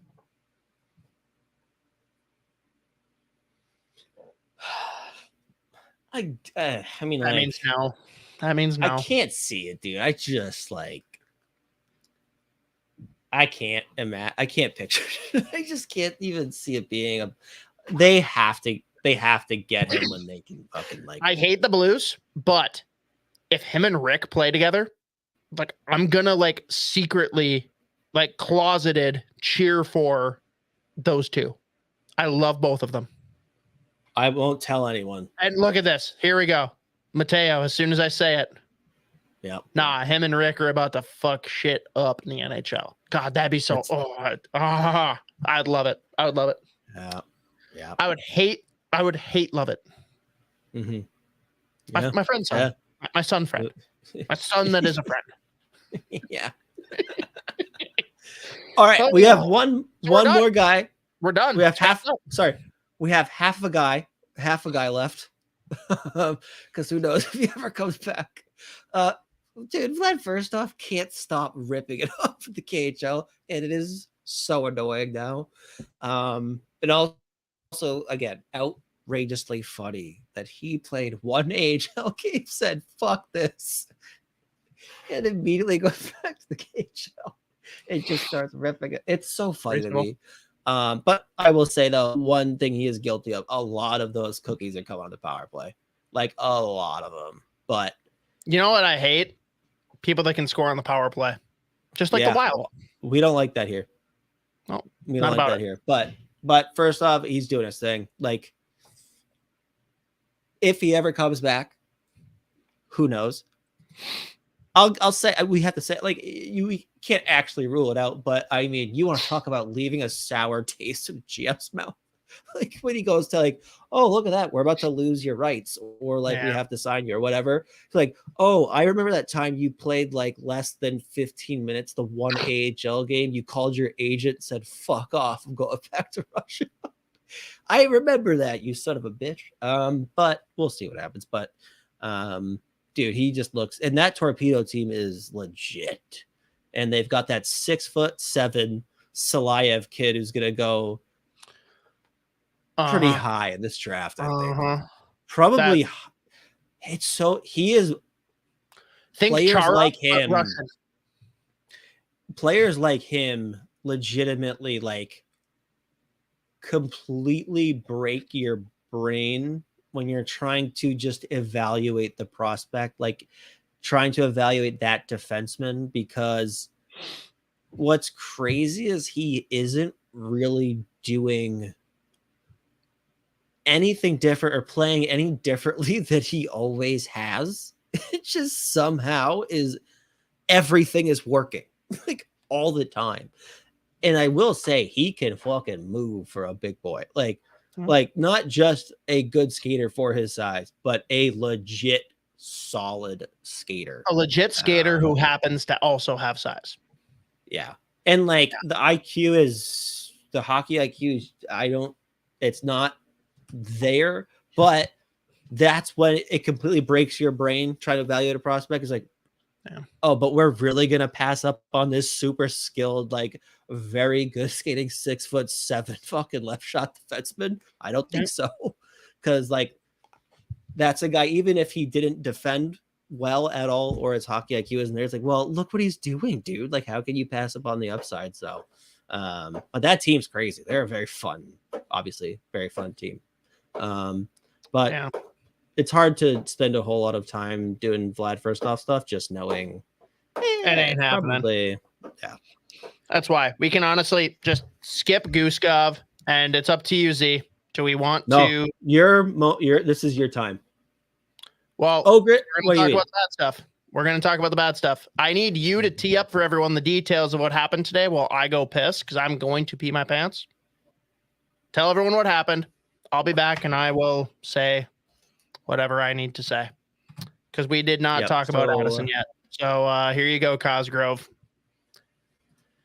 I'll be back in a sec. Tee it up for everyone. Yep. So the thing that we all speculated about over the summer, Calen Addison traded to San Jose Sharks, who again, I mean, they quite possibly are the worst professional ice hockey team I have ever seen attempt to play professional ice hockey. All that aside, Calen Addison traded the San Jose Sharks for a 5th round pick and Adam Raska. Raska's an intriguing prospect. He's a big kid. He's got some tools. Hasn't really popped off at the junior level or at the AHL level, but like he's a decent enough player that he is. It's possible he's got a good NHL future. We'll see what happens with him. Obviously going to pay a lot more attention to him now with him being in Iowa, but pretty not great package. But at the same time, when you look at Calen Addison, benching him for like the second half of the season last year, basically confirming to the entire league that he is a power play guy and there's not a whole lot in there. I thought he played a lot better this year, to be honest. Me personally, I thought there was a lot more to his game this year. Obviously, still making some like really bad plays, bad mishaps in his own zone, and obviously not a guy that you'll ever put on the penalty kill. But I thought he had taken a few decent steps, or at least was progressing. Who knows? Put him with the right fucking D partner, and he might be able to keep his head above water. But they decided to move on. Looking back in hindsight, even if he was making the big step, even if the move didn't happen in the summer, it felt like the writing was on the wall, and today it happened. And then last part of this is that they end up again 5th round pick, and Raska comes in, Addison out, but then they also replace Addison, I guess, by moving a 7th round pick for Zach Bogosian. And with that, we will let Mr. at State of Hoppy give his eulogy. He's got the Calen Addison jersey hanging behind him. A true Addison fan. Wow. If anyone has the 2, it's bullshit. Yeah, no, he's number 59 forever. And that clip makes me sick now, by the way, of like I'm getting all hyped up about it making the team. Yeah, fucking that sucked. Yeah. I'll let you go. I'm sad. That I will say though, there is like a silver lining that he's gonna go somewhere that he's gonna get a ton of opportunity. Like there is no shortage of ice time available in San Jose. And it's going to be a not fun year for him, but hey, at least he's on a beach. And again, he will quarterback their power play. I imagine, Z, that they will put him with a notoriously good defenseman, Mark-Edouard Vlasic. Oh my God. That is the only way it gets worse than pairing him with John Merrill, which they did for like half of the season so far. So let's break this down. The origins of my fondness for Calen Addison go back to his draft year. And My guy, Jesse Marshall, who I truly like. I love Russo. I love Joe Smith. I think the most captivating writer for me personally is Jesse Marshall. He does a great job. If anyone hasn't paid attention, it's obviously a lot more Pittsburgh Penguins focused, but he does good pieces where a lot of videos incorporated to kind of explain his points and show you and illustrate what's going on. When the Penguins every year didn't have a first round pick, they got Calen Addison as a second, and Jesse Marshall's immediate comment was, this is how you get a first round pick without having a first round pick. He went off on it. He sold me on it. I watched him after the fact, and I'm like, damn, I agree. And me being a Penguins fan from a young age, I obviously pull for the Wild. Calm down, people. But, man, it was weird to see Zucker get traded for Addison and a pick, because it was like the most conflicting thing. Like, I didn't want Zucker to leave the Wild, didn't want Addison to leave the Penguins, but then it was like the perfect marriage of like both teams got what they needed. Of course, Zucker got hurt, and that wasn't fun.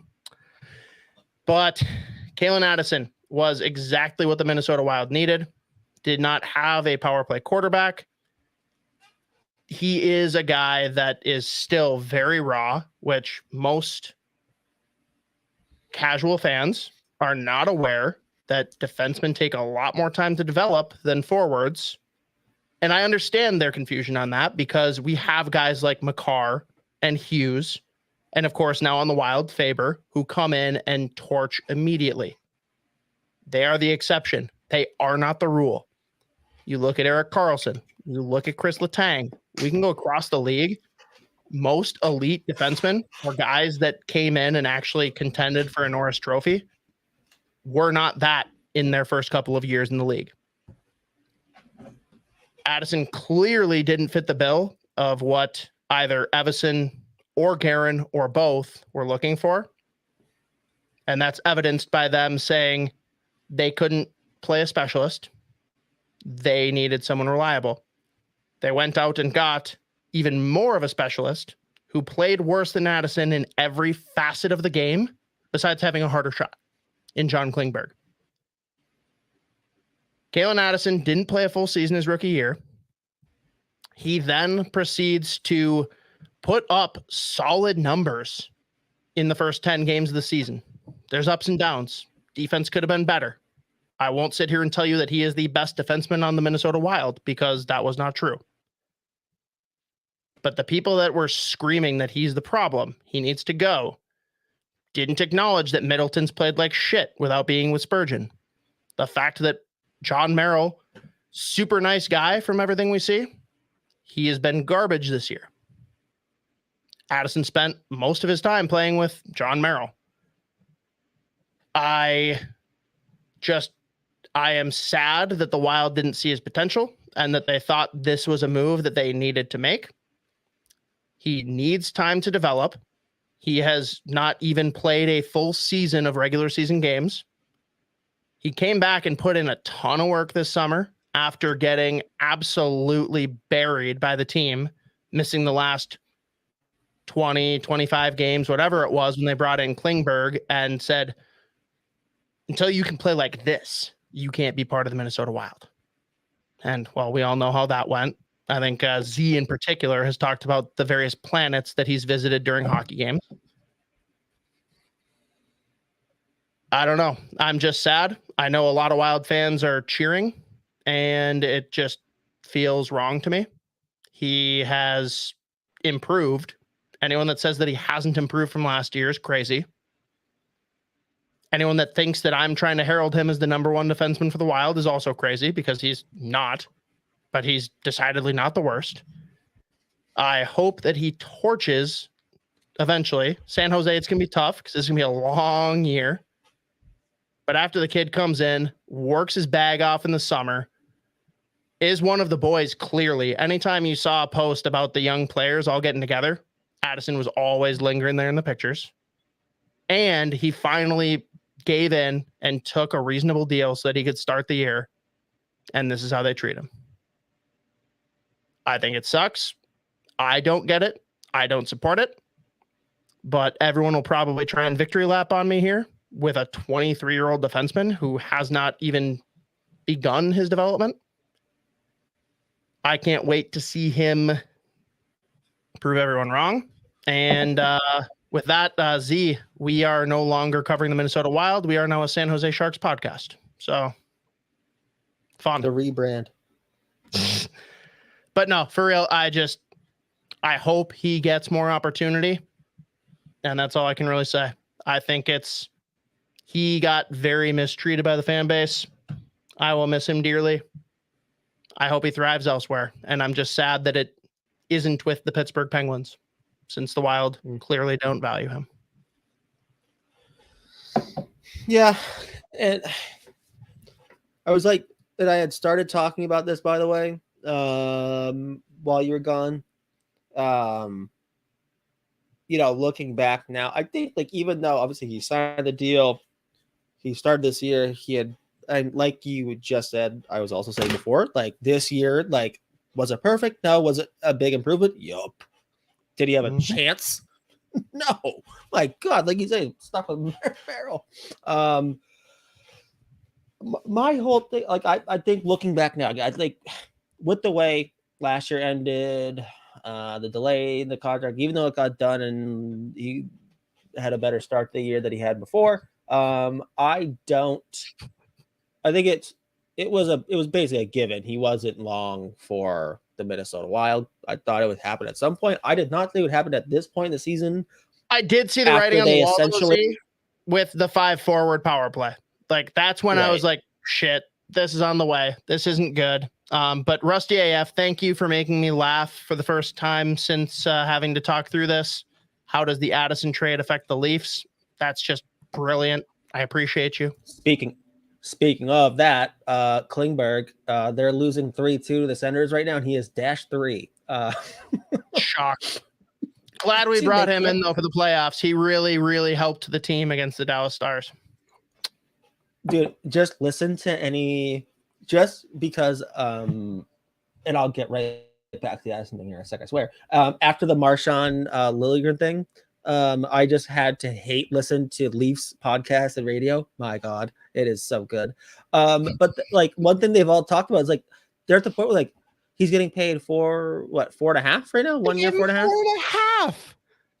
Dude, they're like, they can't put him on the ice. There's no situation where he is like, my God, the fact that they turned down that Reeves 7-year deal is the second worst contract they have. It's insane. Like they can't play him. Like he can't play. Like, it's crazy. Like Dallas must be like, oh my God, we almost gave him 7 years, $49 million.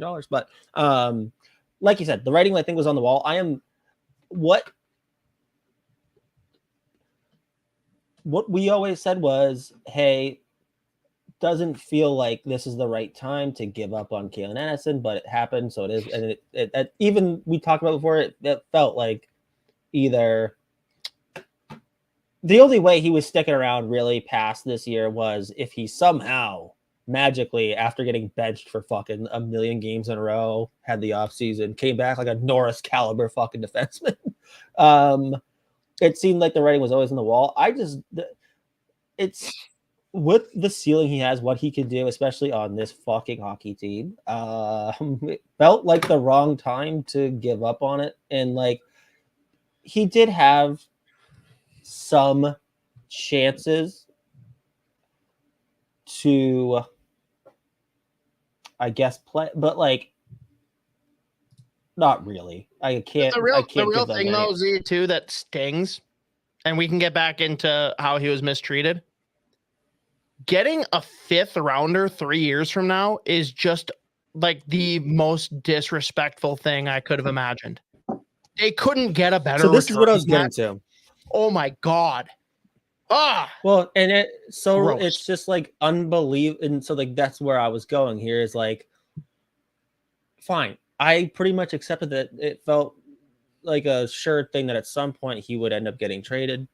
And most likely before the start of next season. Like I did not see after the way last year went, and then whatever the offseason, it didn't feel like he was going to be here for very long, but absolutely self-inflicted shit package. Like, I think, because we were talking about he could either be, if you wanted to, like, if you're able to move money, or when you have a little bit more space just in general, he could be part of a package to bring in, a legit center if you still think that they were in desperate need of that or whatever.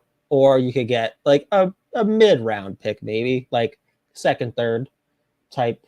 But after eviscerating his trade value and like basically broadcasting to the league that, oh, this guy just plays on the power play.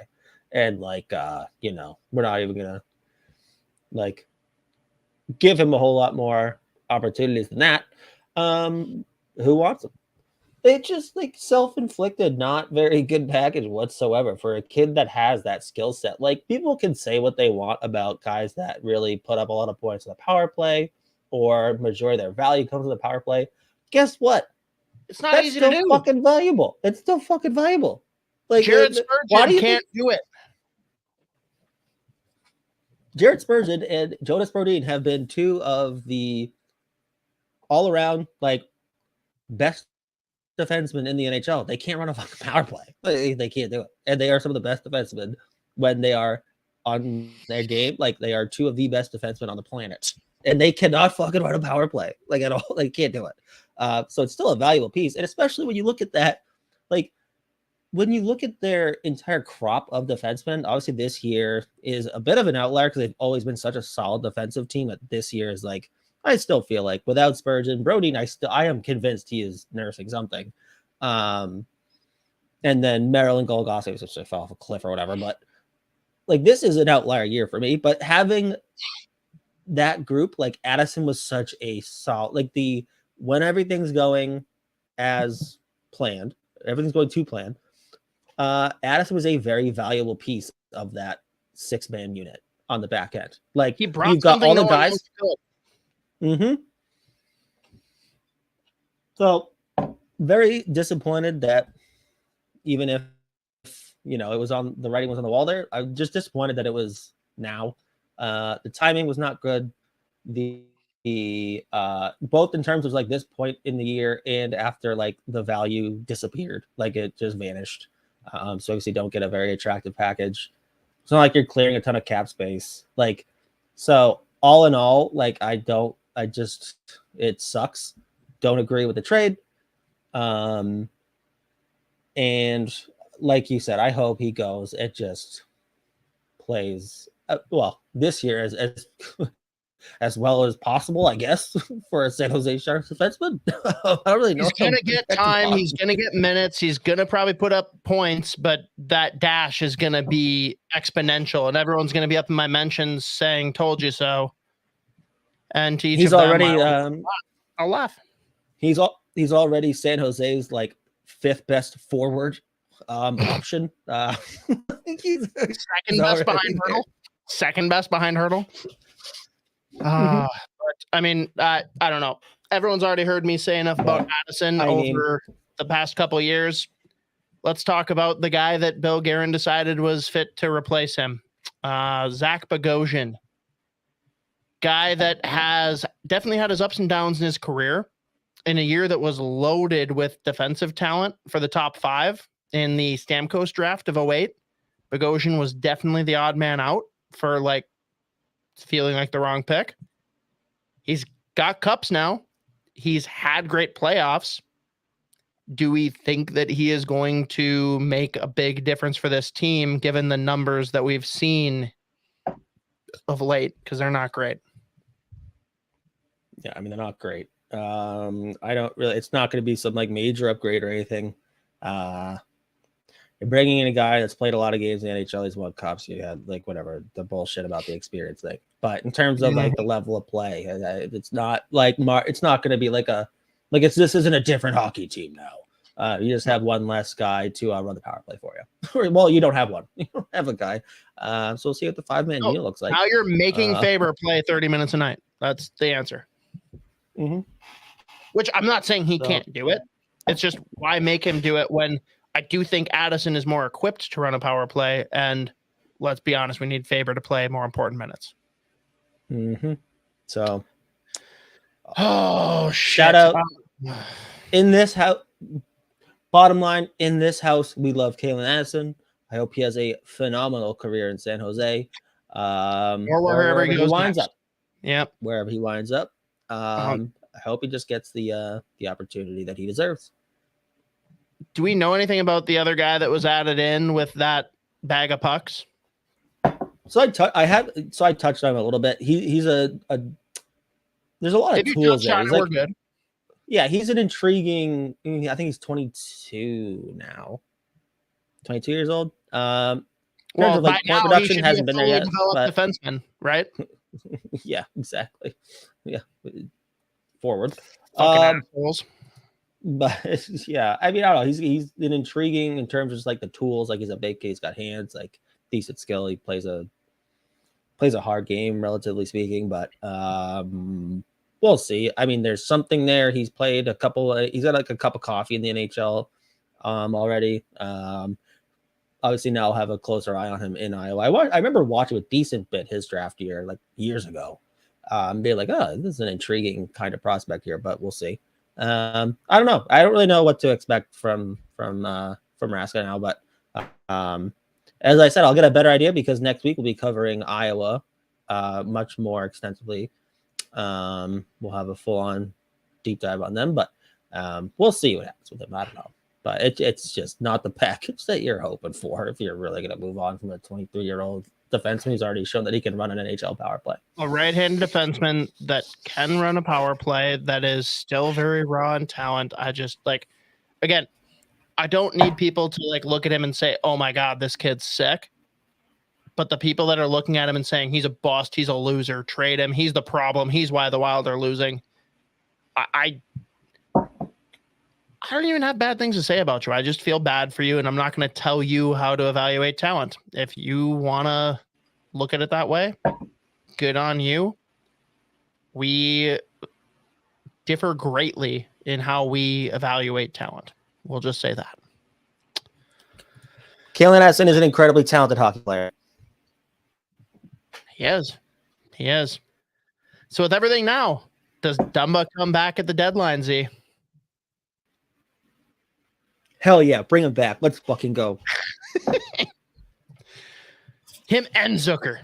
Vibes would be Can you imagine if that actually happened? You imagine him walking into the locker room? That would be so I would need It would be who is is it a football coach or is it like an owner that walks into the room? He's like, hey, and he goes through all the players and then everyone just freaks out. I think it was the UNC basketball coach, I think, is that who that was. Yes, it is. You are right.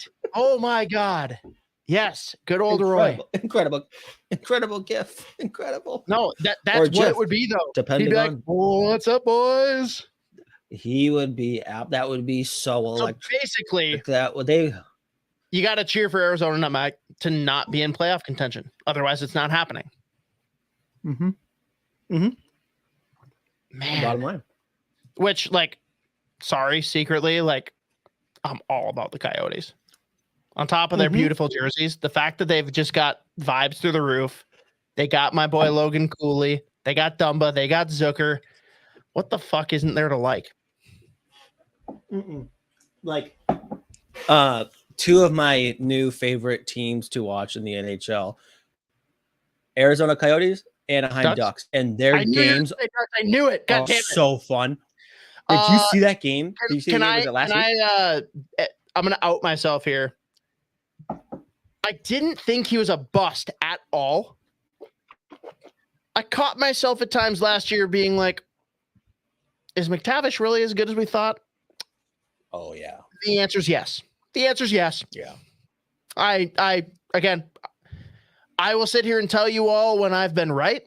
I can admit when I was wrong. Holy shit, does Mason McTavish look just beautiful. Oh, my God. Kid can fucking rip it. Yeah. And he is old school, too. Old school. Fucking big centerman. Crazy points.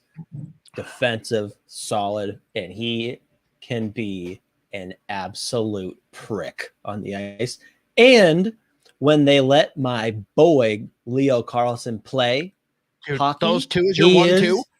Let's go. So fucking dude, he's so good. Oh my god. But dude, those Arizona Coyotes and Anaheim Ducks have become like when they play against you, that is must watch TV when they play. That game, I think it was last week. Times a flat circle. That game was unfucking believable. And again, the play that McTavish made on the OT winner was absurd.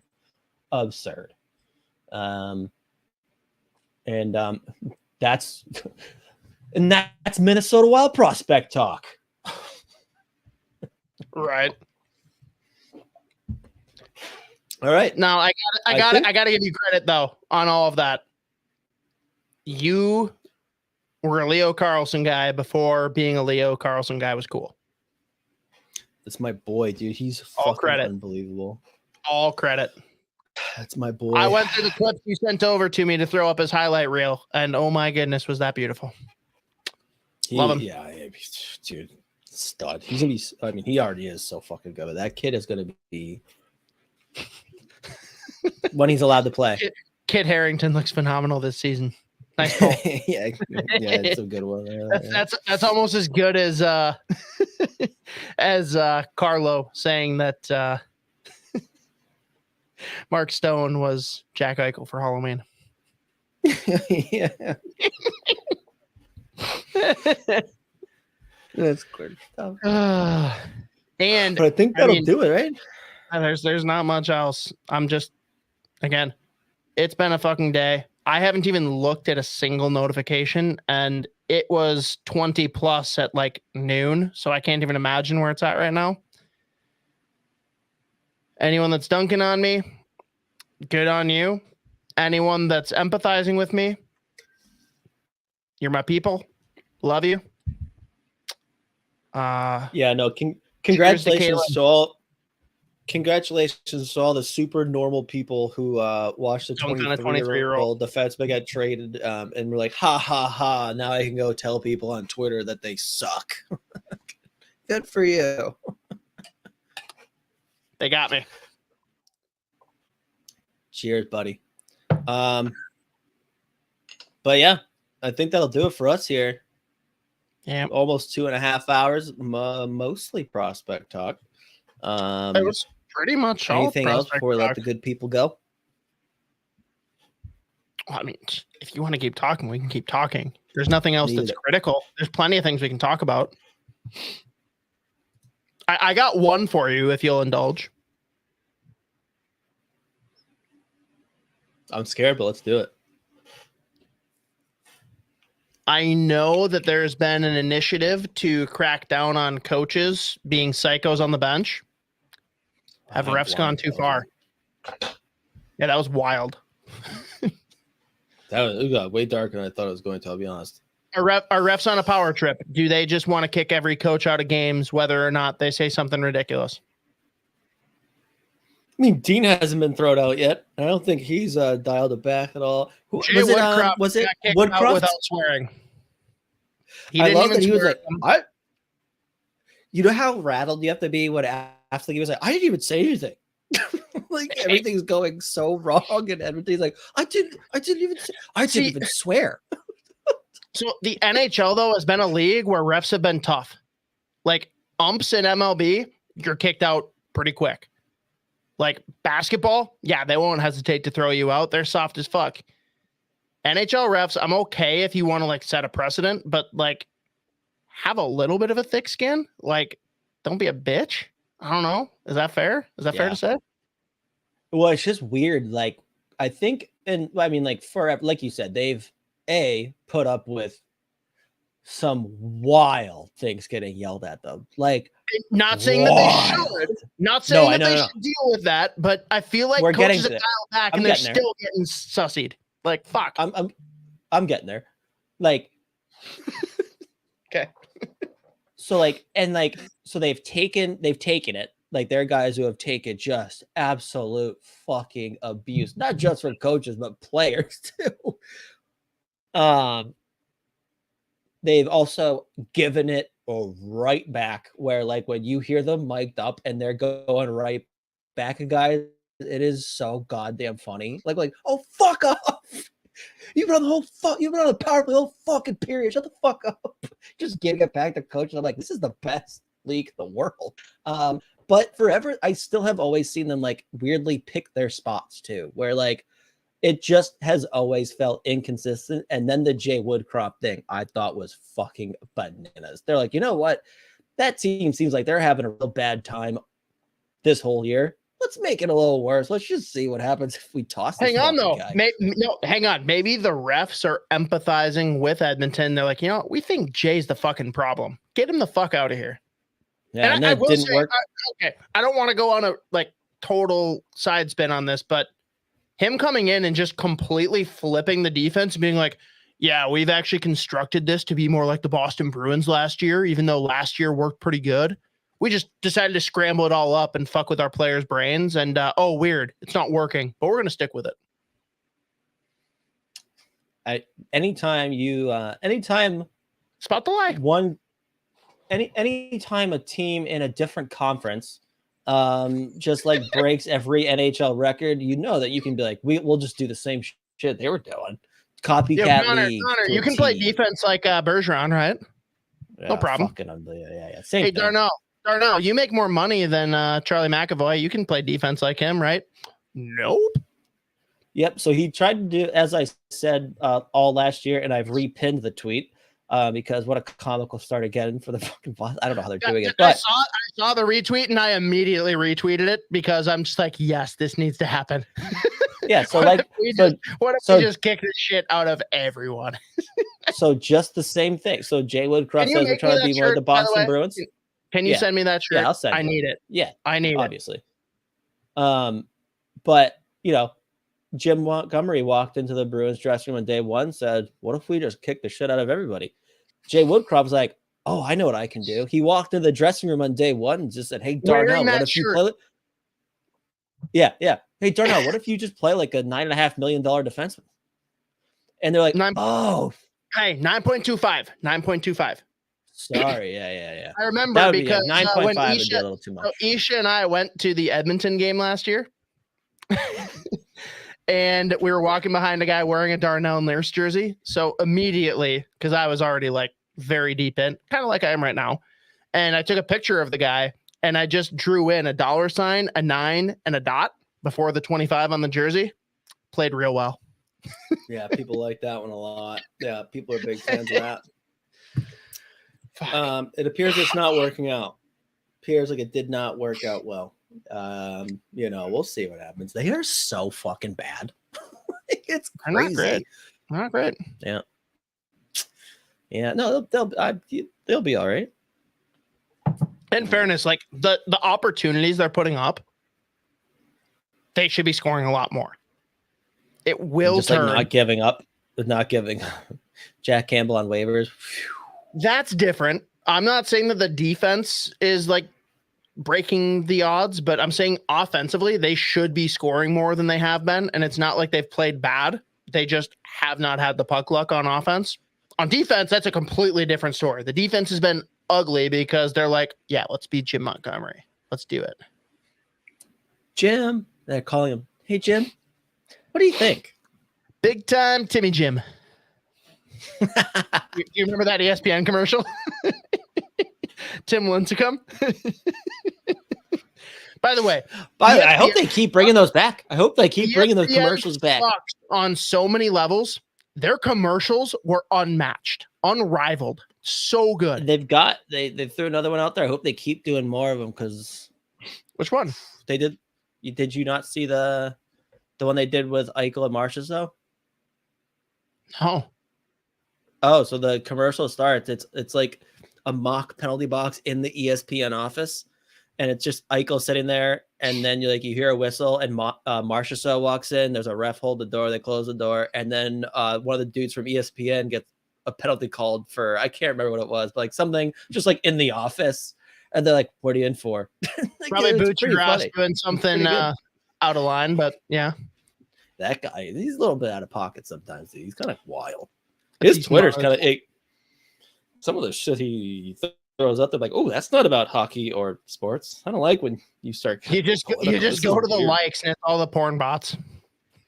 Oh, dude, he's just like he'll like. I feel like the Wild, kudos to them. Like some of them are good, some of them aren't. But like the Weird Not Wild thing, they're definitely ripping off ESPN, and I don't mean that as an insult. Like that's a compliment. That's brilliant. I still think the best one was from, I think last year, maybe the year before, where it was literally just Kaprizov and Zuccarello throwing the coffee cup back and forth, and like neither of them would fill it. And then finally Hartman just comes in and grabs it and fills it up and leaves. And then they just grab another one from the cupboard and just keep throwing it back and forth. Like, oh, fuck. Can't do it anymore, though. Commercial doesn't work anymore. But fun. Yeah. We kept it under 2.5 hours, so yeah. Yeah. Thanks for anyone who stuck around for that long. We've got more people still here right now than we generally have. Yeah, so like kudos. We hit 40 like live at one time at one point, which I think is a record for us. So that's fun. We love all of you. Oh shit, I don't even know how to check Isha's poll on here. I'm sure Isha only knows how, but I'm sure a lot of people said Bogosian because Calen Addison sucks at hockey, apparently. I'm not even here to argue with people. You guys can all think what you want to think. Yeah. Fuck. And well, again. We'll be back next week to talk about the Iowa Wild and where they're at. They have had some interesting games, by the way. Sneak peek, though. Jesper Wallstedt, holy fuck, is he good at hockey? And we'll talk more about that next week for episode Sidney Crosby, 87. Don't tease me. Don't tempt me with a good time. All right. End this shit, baby. I just gotta find the video. Calm down. Hang on. I always throw quotes at you to make you laugh. You got one for me? No, I'm not funny, dude. I am not a funny guy. It's all rain over here. Cloudy days. I'm sad. I'm tired. All right. Well, then you get the classic. You got to get your face on camera. Don't do it. Shaka shooms. Fuck off.